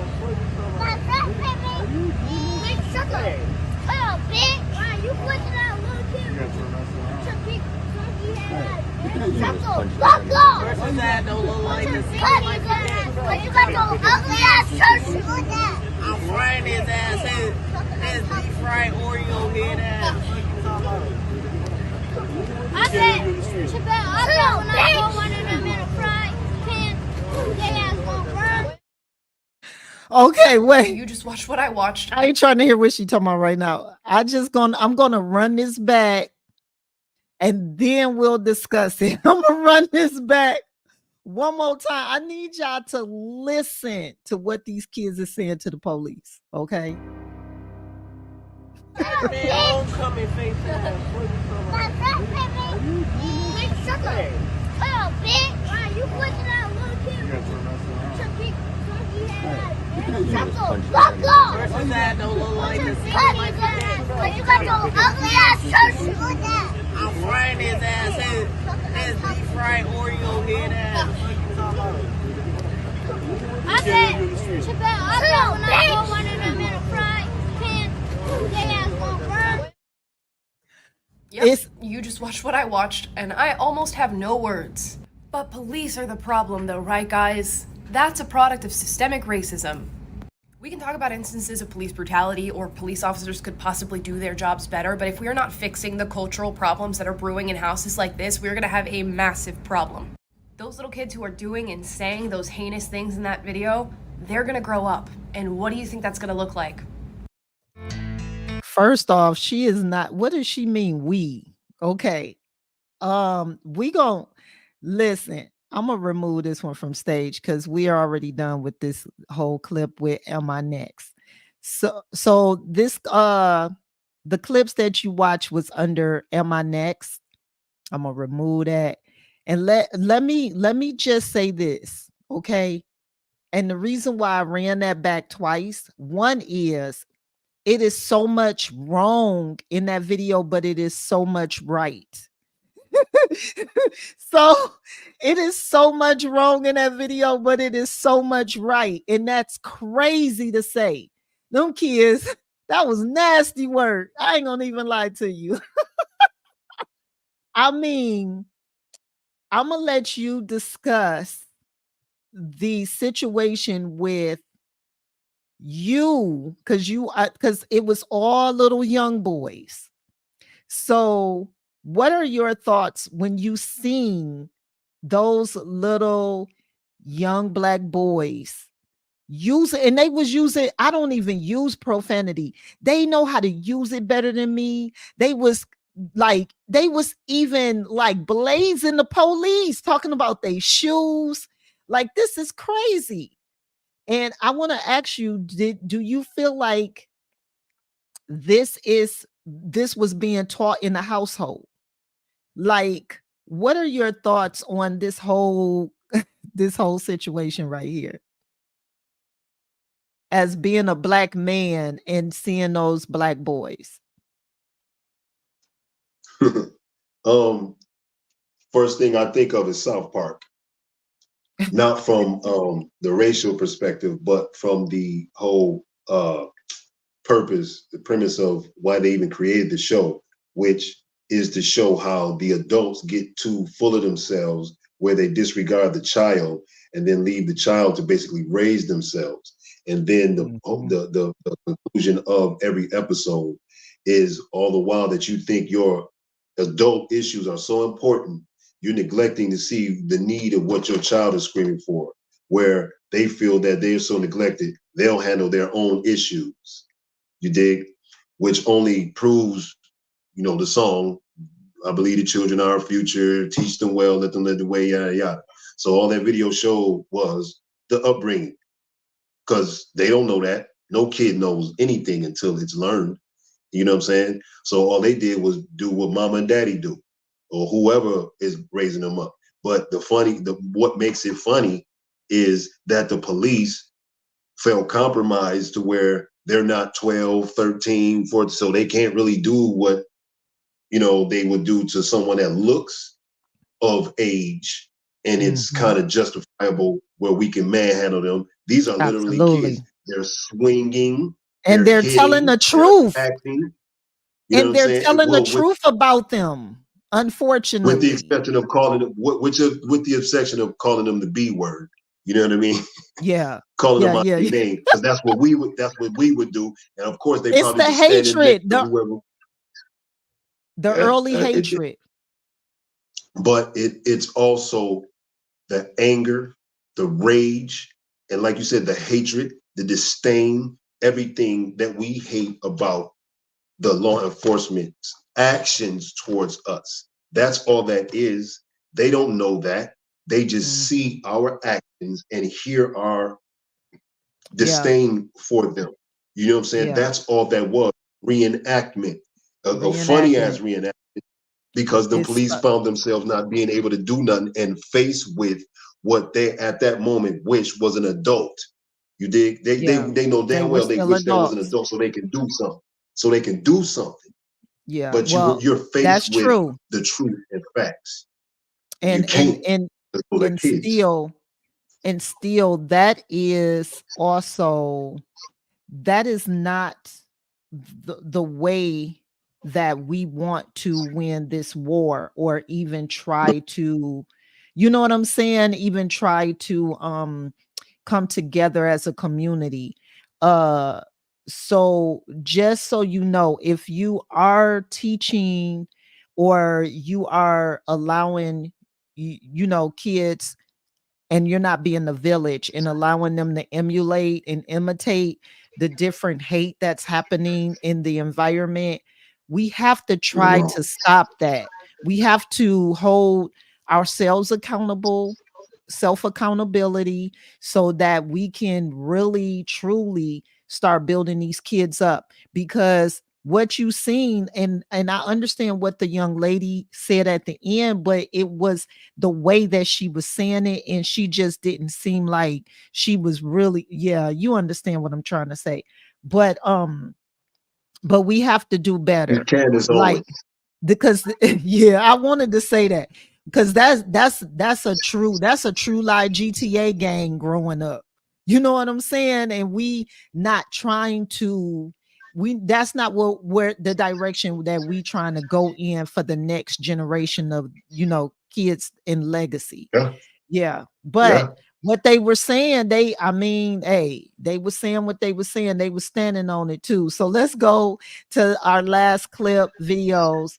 I hope you guys are still out there. I don't know if IG is still, I think IG might still be on. I hope so. Let me call my reinforcements and find out if IG is still on. But now we're on the school to prison pipeline. And was this whole school to prison pipeline actually predestined because of the fact that our young black boys and girls, as well as ourselves, really never got a full footing on education in the way that we can maneuver and really be successful in America. I feel like this right here was always designed. That's my feelings. Okay. This is my opinion. So I'm going to show a couple of these videos that shows why I say that. And then, if you guys want to engage that's out there looking, please do so. But Marky, get ready for these. The school to prison pipeline. It's a term that describes how American kids get pushed out of public schools and into the juvenile and criminal justice systems.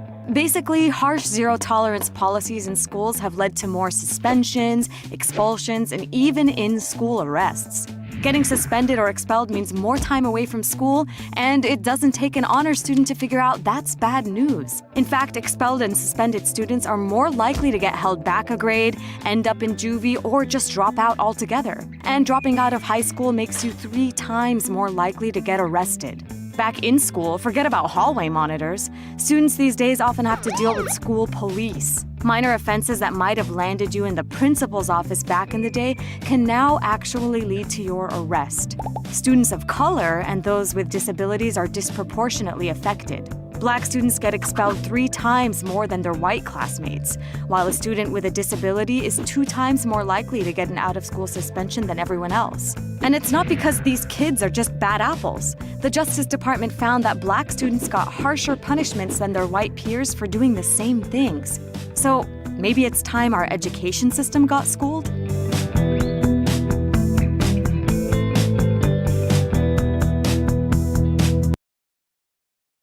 Okay, before we go to the next clip, I want to discuss this one.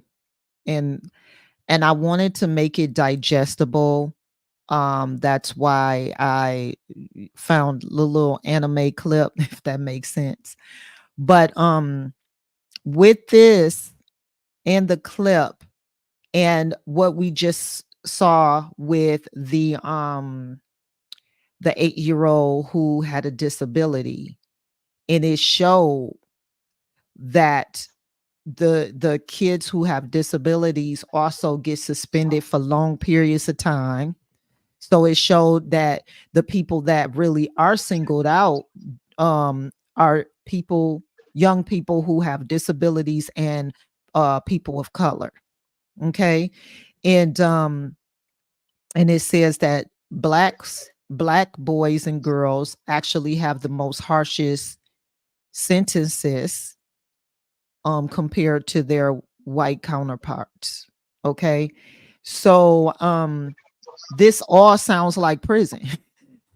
You know what I'm saying? And one thing about it is the truancy situation and them suspending for large periods of time, that creates laziness, that creates different things that happens to our kids in their mind to want to do mischievous things.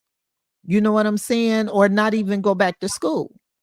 So that whole like mindset of, suspending them police, they got police now, the counselors, it's crazy.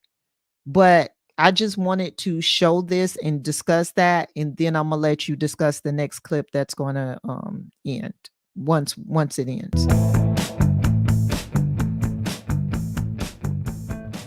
On any given day in the United States, around 2 million people are being held in federal, state, local, juvenile, immigration, and other detention centers. But when you look at who comes under correctional control over a whole year, that number is closer to 10 million people, which is roughly the populations of New York City and Chicago combined. Now let's break that down. Of that nearly 10 million, more than 5.5 million people end up behind bars. 600,000 of those are sent to prison, and about 4.9 million of those are put in jail. Then there's the folks on probation and parole, which comes out to roughly 4 million people under supervised release. So how did we get here?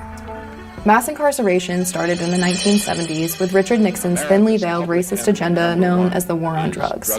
Then Ronald Reagan took things a step further with his tough-on-crime policies. When he started his first term in 1981, the total prison population was a little more than 329,000 people. When he was heading out the door in 1989, it had nearly doubled to more than 627,000. Bill Clinton added fuel to the fire with his 1994 crime bill, which led to higher rates of incarceration and longer prison sentences. Marginalized communities felt the brunt of tough-on-crime policies then, and are still feeling it today. People of color make up a disproportionate amount of those incarcerated in comparison to the general population. For instance, in 2017, Black people made up around 12% of US residents, but accounted for about 33% of the US prison population. Comparatively, white people made up 64% of the population, but only 30% of those in prison. Also overrepresented behind bars are survivors of sexual violence. 86% of women in jail are survivors of sexual assault, and 77% report a history of intimate partner violence. Another perhaps overlooked issue is the number of older adults who are incarcerated. Despite older Americans being one of the least likely groups to recidivate, almost half of people serving life without parole are 50 or older. On the flip side are young people. On a given day, more than 48,000 youths are under correctional control outside their homes. The majority of these young people are in juvenile detention facilities, but around 4,500 youths were held in adult prisons and jails in 2019, putting them at a higher risk for sexual abuse. While the current structure upends the lives within its walls, the criminal legal system affects people on the outside too. Nearly half of all adults living in the US have had an immediate family member incarcerated for at least one night. That's approximately 113 million people. 1 in 4 has had a sibling incarcerated, 1 in 5 has had a parent incarcerated, and 1 in 34 people has had an immediate family member spend 10 or more years in prison. So the part that I really want you to kind of like talk about, but you can talk about any of it, but this right here on the statistics about the, hold on, did I just pass it? Hold on. Oh, my bad. I think, did I just pass it? Oh, there we go. Okay. So 113 million people have been in the prison pipeline. 113 million people, bro. Look at this. And then what's the percentage of us? Man, we like 43? Are we like in the 40s or? I think it's higher than 50%? that. Yeah, like 50. Now they talking about the investments in people. Okay, here we go. This is what I was trying to see. This is how much that private prisons are making. 81 billion each year. 81 billion. Yeah, you can add rap music, the negative rap music, to that as vice tool that has been used for those statistics, to help with those statistics. The contract in hip hop that was drawn up in the late 80s, early 90s, for them to have that meeting, for it to transition from having NWA to continue, destroy them, and just use their form. Left the them, Two Live police. Crew, and the Ghetto Boys. Yep. Yeah, and the Ghetto Boys, Two Live Crew. Oh. Now all those are our main three in our time. That was our version of today's music today, then. But each one of them have a conscious song or songs that they're known to put out as well. It ain't like in today's that no more. time, exactly, because today's time, the execs, the powers that be today, only take the formula of the negative music that they used in our time and then place it with today's artists, and that's all they come out with. Nothing conscious. They don't have a Express Yourself by NWA. They don't have a Mind Playing Tricks on Me by the Ghetto Boys to show you we just got off of this, the mental issues in our community with schizophrenia and with paranoia, and what's the other one that bipolar. Scarface is under. Oh, he bipolar. I thought he was. No, I know he manic depressive. Manic depressive. Oh yeah. Yeah, it was manic depressive, schizophrenia, and paranoia in that song. That's what they were addressing in that song.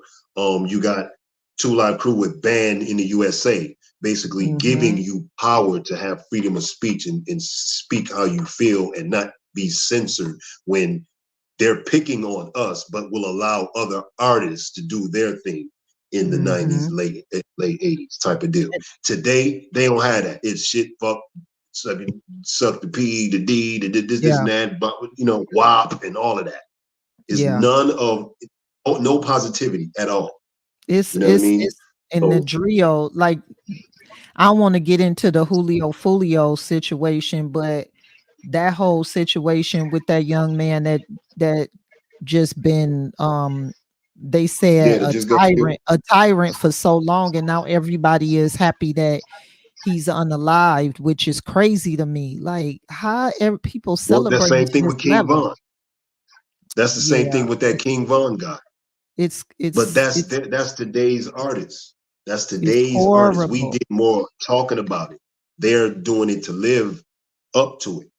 You know what I mean? They're a different breed where they're lab rats. It's that GTA breed. Okay, I'm gonna let it finish. I just wanted to talk about that. Improved graduation rates.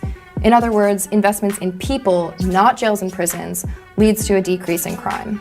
Despite this evidence, the United States spends roughly $81 billion each year on mass incarceration, while programs investing in housing, healthcare, education, addiction treatment, mental health, and other initiatives proven to make people safer are vastly underfunded.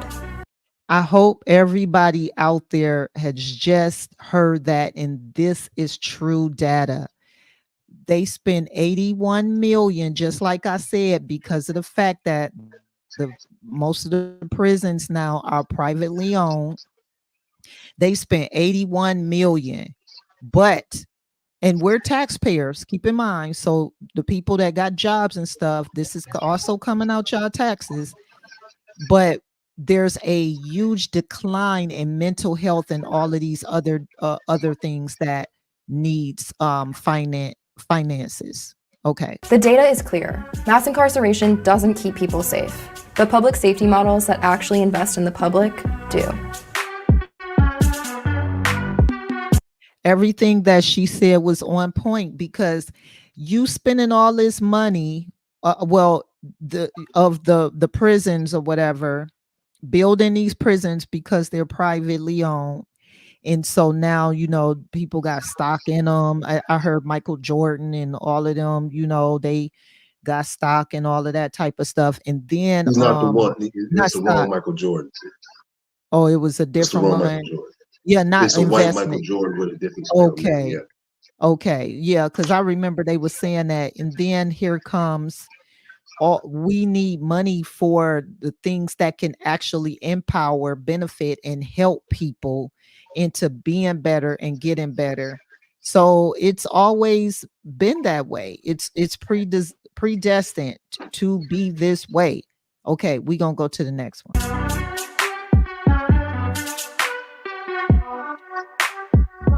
My kid's not here. He's dead because of him. He ruined my fucking life. In 2011, a judge in Pennsylvania was put on trial. We turn now to the latest news in the so-called Kids for Cash scandal in Pennsylvania, in which judges took money in exchange for sending thousands of juvenile offenders to for-profit youth jails. Judge Ciavarella was charged with taking millions of dollars in kickbacks for sending children away for crimes as minor as mocking a teacher online. He said, well, I'm coming down to her, arrest her for making a MySpace page about her vice principal. The scandal was one of many plaguing an industry that has often sought profit over justice. Many who served in private prisons say officials had incentives to keep prisoners there rather than rehabilitating them. Today, the U.S. imprisons more people, both per capita and in terms of number of people incarcerated, than any other country in the world. African Americans are being incarcerated at nearly 5 times the rate of white Americans. We have more African Americans in this country under criminal supervision right now than all of the slaves in 1850. In a step to address racial inequity, President Biden signed an executive order in 2021 banning all private prison contracts by the federal government. This is the first step to stop corporations from profiting off of incarceration. But companies have found ways to continue profiting off the multi-billion-dollar industry. As the Trump administration continues to crack down on undocumented immigrants, the majority of them will be sent to detention facilities run by private companies. This industry has started to shift into what I like to call mass incarceration 2.0. In Los Angeles County, for example, in the last 6 years has increased the use of electronic monitors by 5,000%. I don't really like that I have cameras in my house. I don't like being recorded. So will the private prison ban lead to a fairer justice system?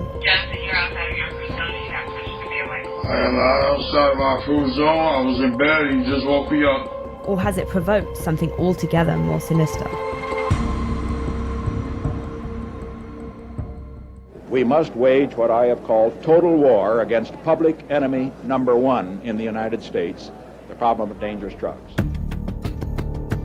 In the 80s and 90s, the war on drugs and harsh sentencing policies meant the US prison population skyrocketed. Last year alone, over 10,000 drug criminals were convicted. Overcrowding in this 10-year-old prison is already a problem. 2 to a cell designed for 1. Private firms stepped in, offering to build more facilities and faster. I think we'll see the private sector saving the taxpayers a tremendous amount of money. But it wasn't long before they had problems. New questions are being raised tonight about the wisdom of turning public prisons over to private operators. It became apparent that, in many cases, profits were prioritized over the care of those housed inside. Private prisons raise a lot of the same issues that are raised in publicly run facilities. However, these issues are often exacerbated.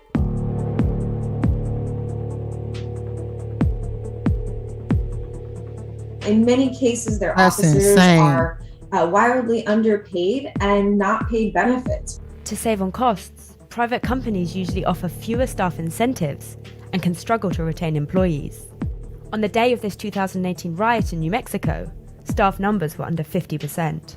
With keys to the entire 40-man cell block and no guards, the inmates take control. There are only 2 ways to make money.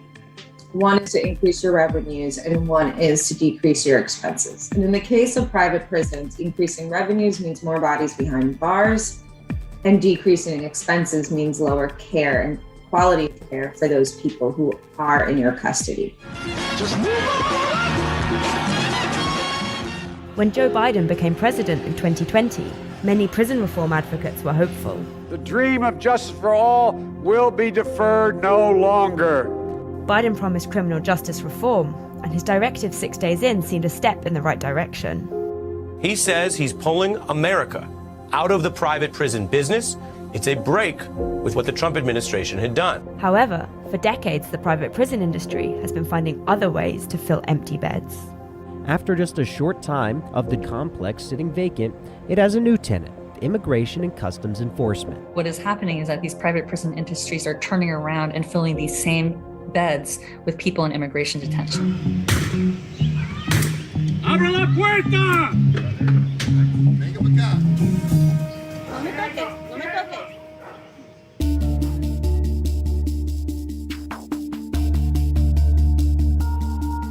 1980s, 1990s. You saw the war on drugs. Now we're changing the laws as it pertains to marijuana. We're now seeing these prisons being filled by immigrants.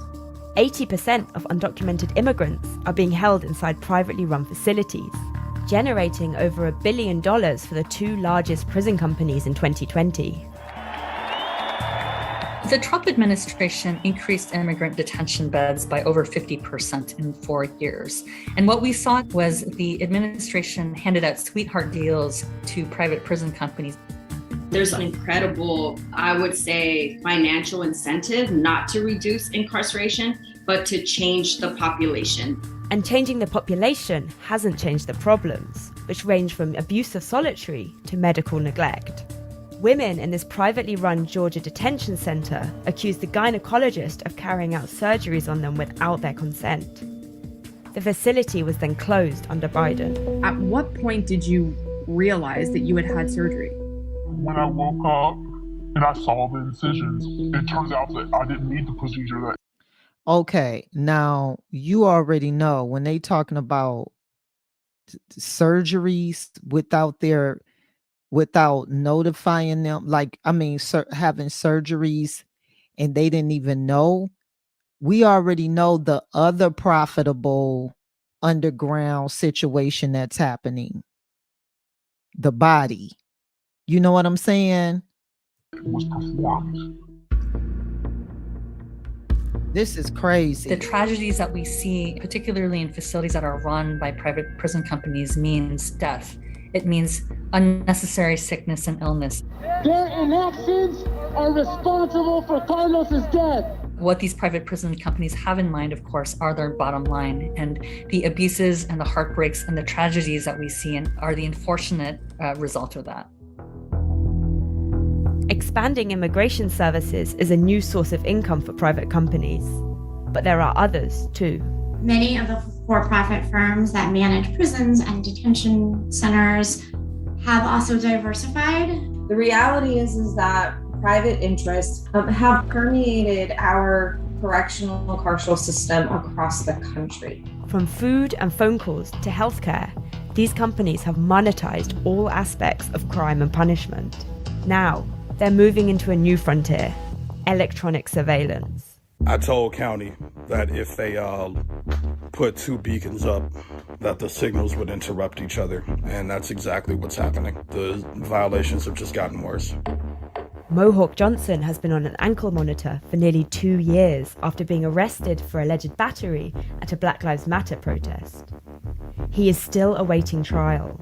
I don't really like that I have cameras in my house. I don't like being recorded all the time. He's placed cameras in his bedroom to capture how often he's woken up to be told he's not in his house. I am not. I'm in bed. You just woke me up. Please stop waking me up. They call my actual leg monitor. It starts to vibrate and make a really loud noise. Mr. Johnson, did you move your beacon? The sheriff told me to move my beacon because I relocated. The issues with his monitor have placed him in a constant state of anxiety. May I ask why I keep getting called at work? This has happened like 6 or 7 times. It's gotten bad to the point that when my phone vibrates, I get scared because I think I'm in trouble. I'm literally standing under my beacon. We're really extending the boundaries of incarceration. Some people incarcerated in their homes, some people incarcerated in the jail. These firms don't just collect money from the government. They charge people for their own incarceration. In many cases, you're paying a daily fee to be on electronic monitor.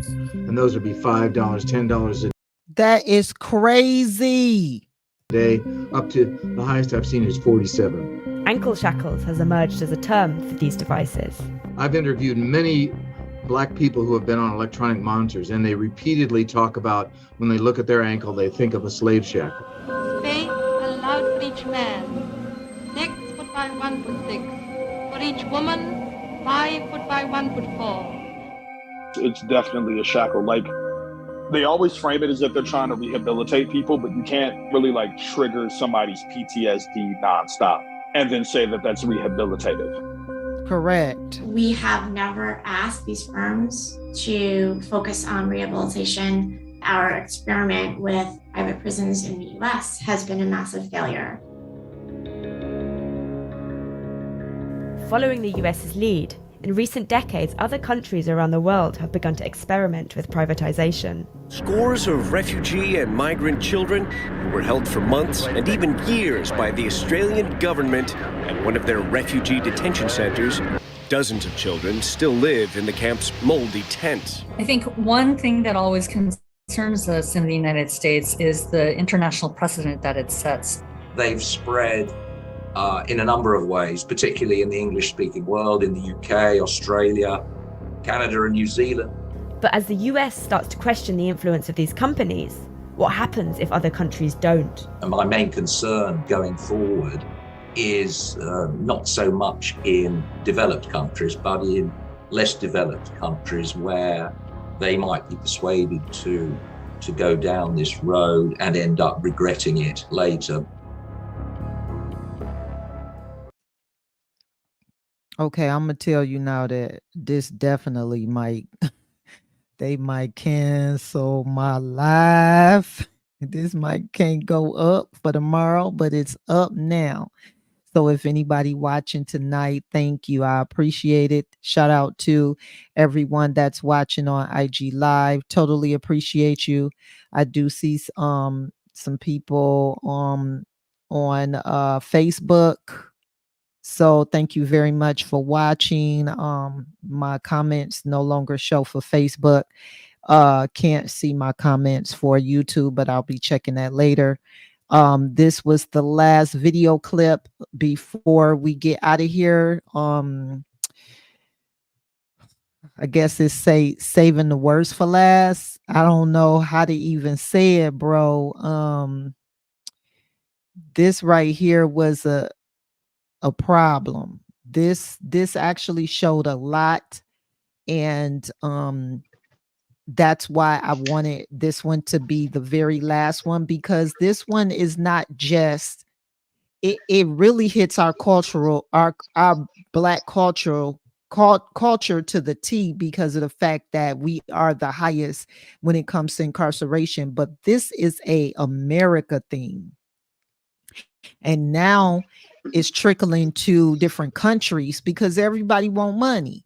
So if they seeing how profitable it is in America, everything that we do, other people try to imitate it anyway in the different countries, because of the fact that we're supposed to be the most dominant country.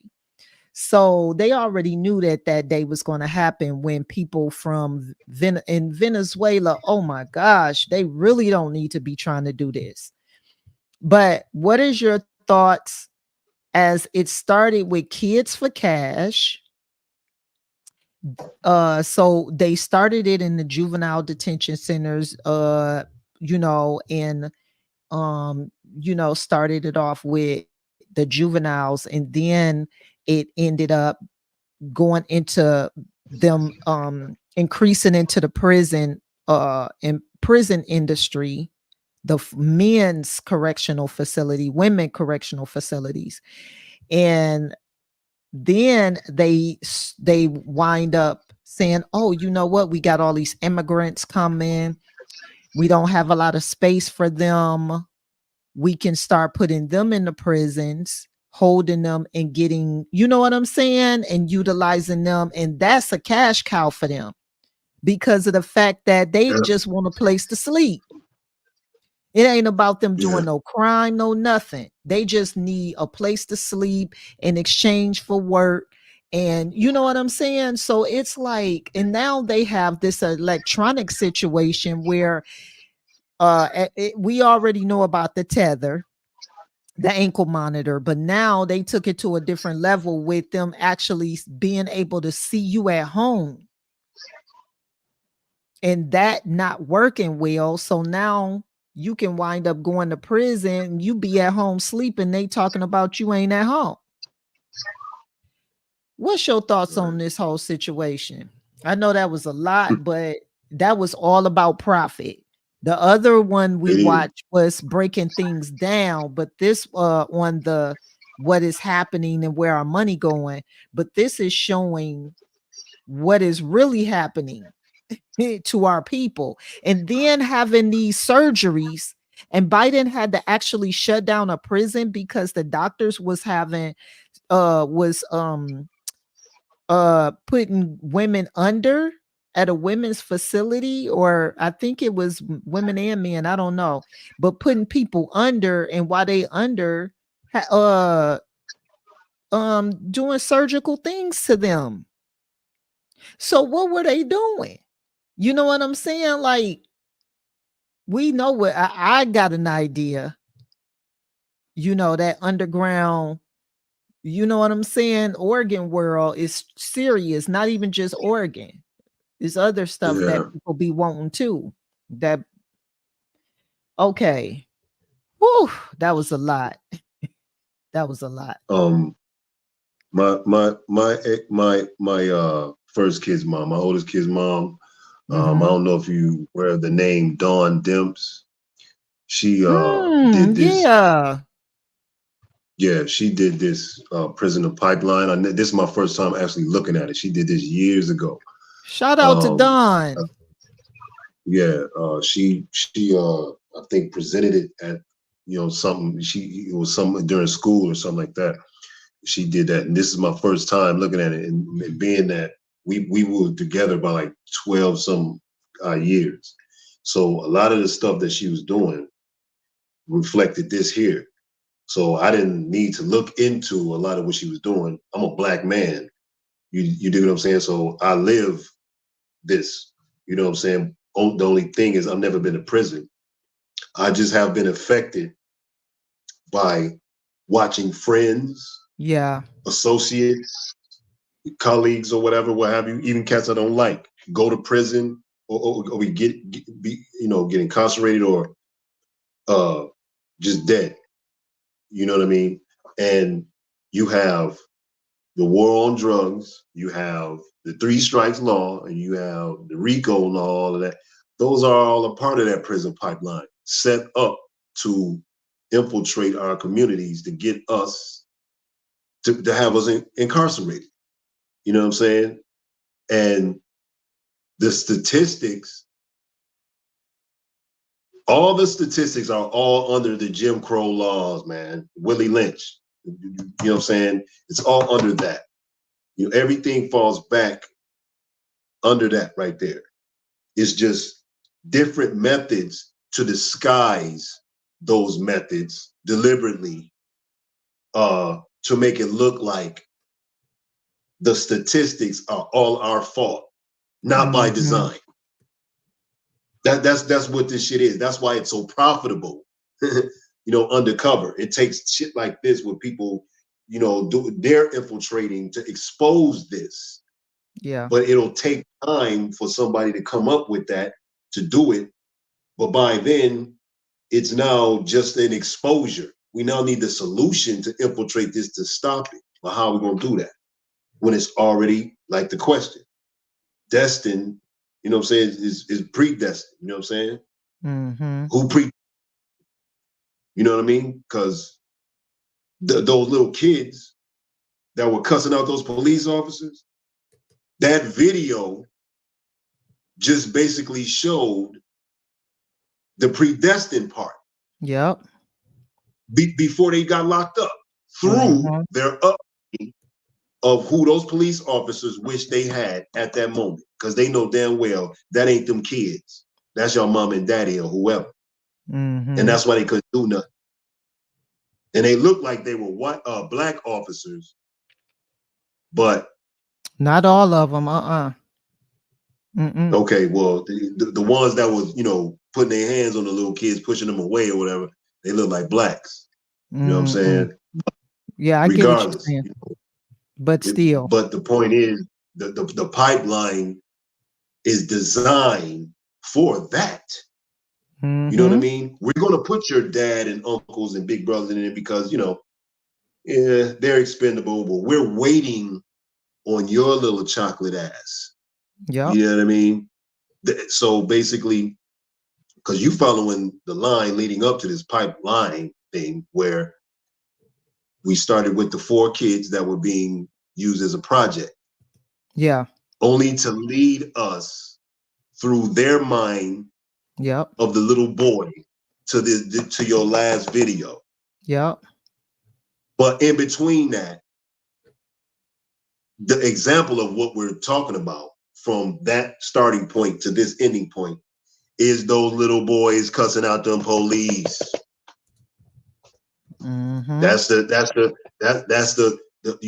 every story has its beginning and the conclusion, but that midpoint is the point where, okay, let's figure out the plot now. Because I'm good at figuring out a plot in the movie. I'm gonna figure it out. I'm trying to figure it out before it ends.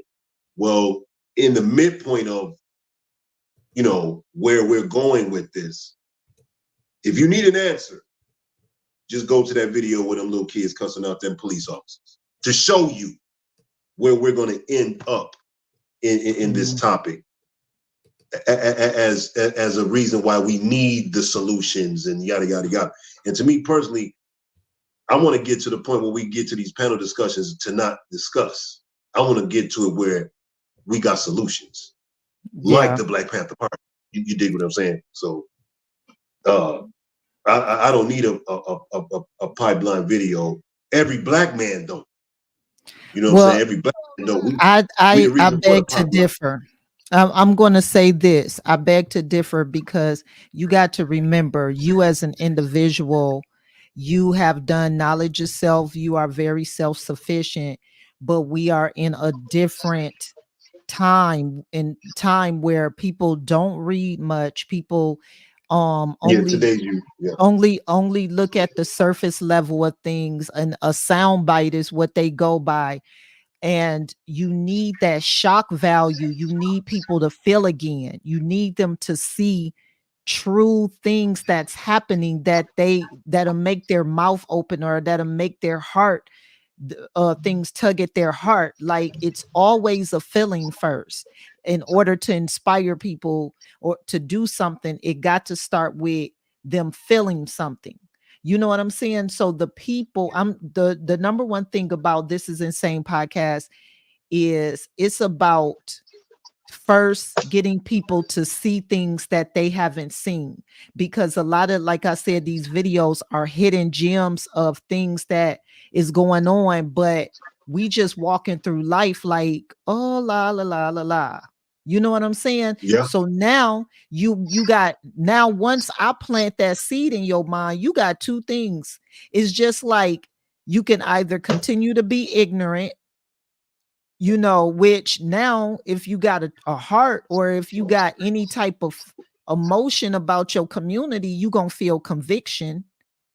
You can either continue to walk around blind, like you ain't seen nothing, but you know what you seen, or you can start saying, I need to research more about this, and how can I get involved? Because keep in mind, there is going to be a level in this podcast where there's going to be people that actually love what's happening, and I get enough people and viewers that want to start either coming on, speaking, engaging, and acting upon what they're starting to see and hear. That is what the goal is. But because it's a new platform, I might have 5 or 6 people out there that's listening, but I don't care. To me, it'll be like 500 people listening, because I'm going to always make sure that the show stay on point with giving you what you should be hearing. Because you never know who's listening. Because you never know who's listening. And keep in mind, we're both activists. So I already get out in the field and do different things. Or, you know, this is right here part of activism of what we're doing. But the level of us coming together as a community is so important. And those that have started to see it, I hope that you start researching the certain things and the topics that that I have. I hope you start doing more research, and I hope you start really paying attention to what's happening. Because as my brother Marky was saying, it started with them little boys. You can see that whole little GTA gang. But then it also started with the side eyeing of the teachers at the very beginning of the videos, where there was that assignment, because they already had preconceived notions about our Black men. Okay. Yeah. Okay, guys, this was good. This was good. It's all, listen, and just so y'all know, Marky D is now the it's me and him for this Support Real Men series. We got, let's see, we on episode 3. We got 2 more episodes to go. Matter of fact, I am going to let him pick the next topic. So I'm scrapping the topic. I'm scrapping the topic that I had, because I'm gonna let him pick the next topic, and we'll vibe out on it, and then I'll get everything together. I just want him to pick the topic, and he can also include anything, clips or research he want to do, and I'll add that to the video. But we gonna let Marky D pick the next topic. And before we get out of here, guys, you have anything you want to say to young Black America or to anybody that's probably watching? Just do positive, man. We know the difference between good and bad. Just do positive. You know what I'm saying? And live it. We have to take the good. As long as you know we have to take the good with the bad, just focus on the good. You know what I mean? Just focus on the good. It's just, that's easy. You know, I don't need to give a big speech. Just good versus evil. Period. Just do it. Do what the kids do. Be a kid again. Be a kid again. Yeah. That'll purify your heart and soul. If we'll go back to our roots are being kids, because that's what we used to be. You dig? We too caught in mature, adult, and responsible. Yeah, you're supposed to do that, but ain't no one telling you you're supposed to think like the innocence. You dig? That we used to be, that we still should be to this day. I believe God set it up for us to reproduce, to remind us. You dig? Not just instill, you know, maturity and growth into our kids, because you got to think about it. It reverses, because we become the children again, and our children take care of us. Yeah, that's true. We do this, we won't have. Well, I'll put it like this: if we actually do this, we'll be out of business doing this. Yeah, you know what I mean? I don't care. It don't need to be. You know what I'm saying? Let's hope it get to that point one day for sure. Exactly. Yes. Thank you so much, bro. I totally appreciate you. I will be reaching out to you this week, and we'll be discussing what your thoughts are on the next episode. And I'll let you guys know when the next, usually it's every other Wednesday, but I'll make sure it's not like a holiday or something real big. So we'll figure that out if it is, and work it, work a different day. I'm gonna try to come up with some dope too. Okay. Some deep and dope. All right. Well, long as it has something to do with what's happening, which is support real men. This is the series that we're in, and we will be going back to protect Black women, guys. So just keep that in mind. That'll be this fall. It'll be coming back probably the end of August. Okay. All right. Love y'all and mean it. And before I get out of here, I'm gonna show some love to Harry Bullock Jr. featuring Nishia Marie, Where Hearts Get Heavy. Shout out to the whole Fly City. I believe Harry lives in Saginaw or somewhere like that too, but is from Flint. So shout out to Harry. Shout out to the whole Flint City, Fly City. You know what I'm saying? All of the stumping grounds over there. We both know about that. And thank you guys everywhere that you are listening. I appreciate it. Let's get it, let's go. And love y'all and mean it. So y'all have a good one. All right. God bless. Bye, bro. All right. It's just let me be living up in this poverty, taking me where depression be every day, like it's drowning me, fighting to keep my head up. I'm setting spiritual boundaries, maybe because I'm fed up on a mission and witness to witness this benediction. Repented, I paid dues while walking through mental prison. The Father, I pray you listen, and working on my condition and keep me covered in blood. I've dug in my transition and journey my way through Michigan just to put my petition in one of the coldest ever to do it. I pray you listen, and the stars fall, we shine together. No matter the endeavor, put in work like it's now or never. Broke the pen just to write this letter. We can speak 1,000 words, yet the fact remains that actions are better. Broke in the ghetto just to hang with the slums. Heard a knock up on my door, that's how it is when opportunities come. Learn to never switch on my day ones. Had a snake watching my plate, that's how I learned about recoupable funds. Living to die because the world ain't ready. Dirty or early on the journey, my condolences. When hearts get heavy, journey my way through Michigan. Father, I pray you listen and heavy, heavy, heavy. When hearts get heavy.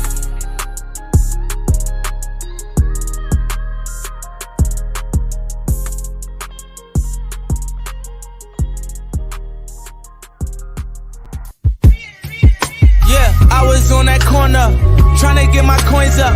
Coppers run up on us and we turn a Jackie Joyner. White man kill a black man, they never report us. Black man kill a white man, they gon' start a war. Mama, she was tore up, sipping on that absolute. Young, brainwashed, they just wanna rap and hoop. Could've been a lawyer until they came and shackled you. Felons on your record, so them jobs ain't getting back at you. Them kids ain't eat yet, so you can't even sleep yet. That's the only thing we ever saw, we repeat that. They was playing ball, fought them hard, said I'd be back. Broad day, threw his life away, soon as he clapped. Get that boy a license, made his mama relapse. Damn, they don't understand. Coming from the bottom, it's so hard to make a plan. Know them kids beefing, they let it get out of hand. OGs never told us nothing in advance. Shot, killing young, it's like the clan, I said. Told my young, you the man, I said. Cause you don't wanna end up like my man Ahmed, praying 5 times a day, prostration on his head, screaming inshallah that he'll make it to the feds. Caught up in the system, visit from his sister. Talking about all this, how they ain't even with him. Said that they would ride or die, but it ain't even in them. Always posting on the gram, but they ain't sending pictures. Never answer when you call, but answer for them. Got you thinking twice, damn, I should've been a witness. That's none of my business, just telling my story. All guts, no glory, been going on before me. With slaves in the 40s, still slaves in the present. No toys for Christmas, ain't get us no presents. Only made us evil, made us hungry, made us desperate. Youngin' in the 9th grade, he got a Smith & Wesson. Grew up with the goons, now he need protection. He dropped out of school, then he got arrested. Lord with a blessing, I just hope he learned his lesson. They told us if we go to jail, we would be respected. They told us if we make a sale, we would run a check-in. Throwing rock out in that field, he got intercepted.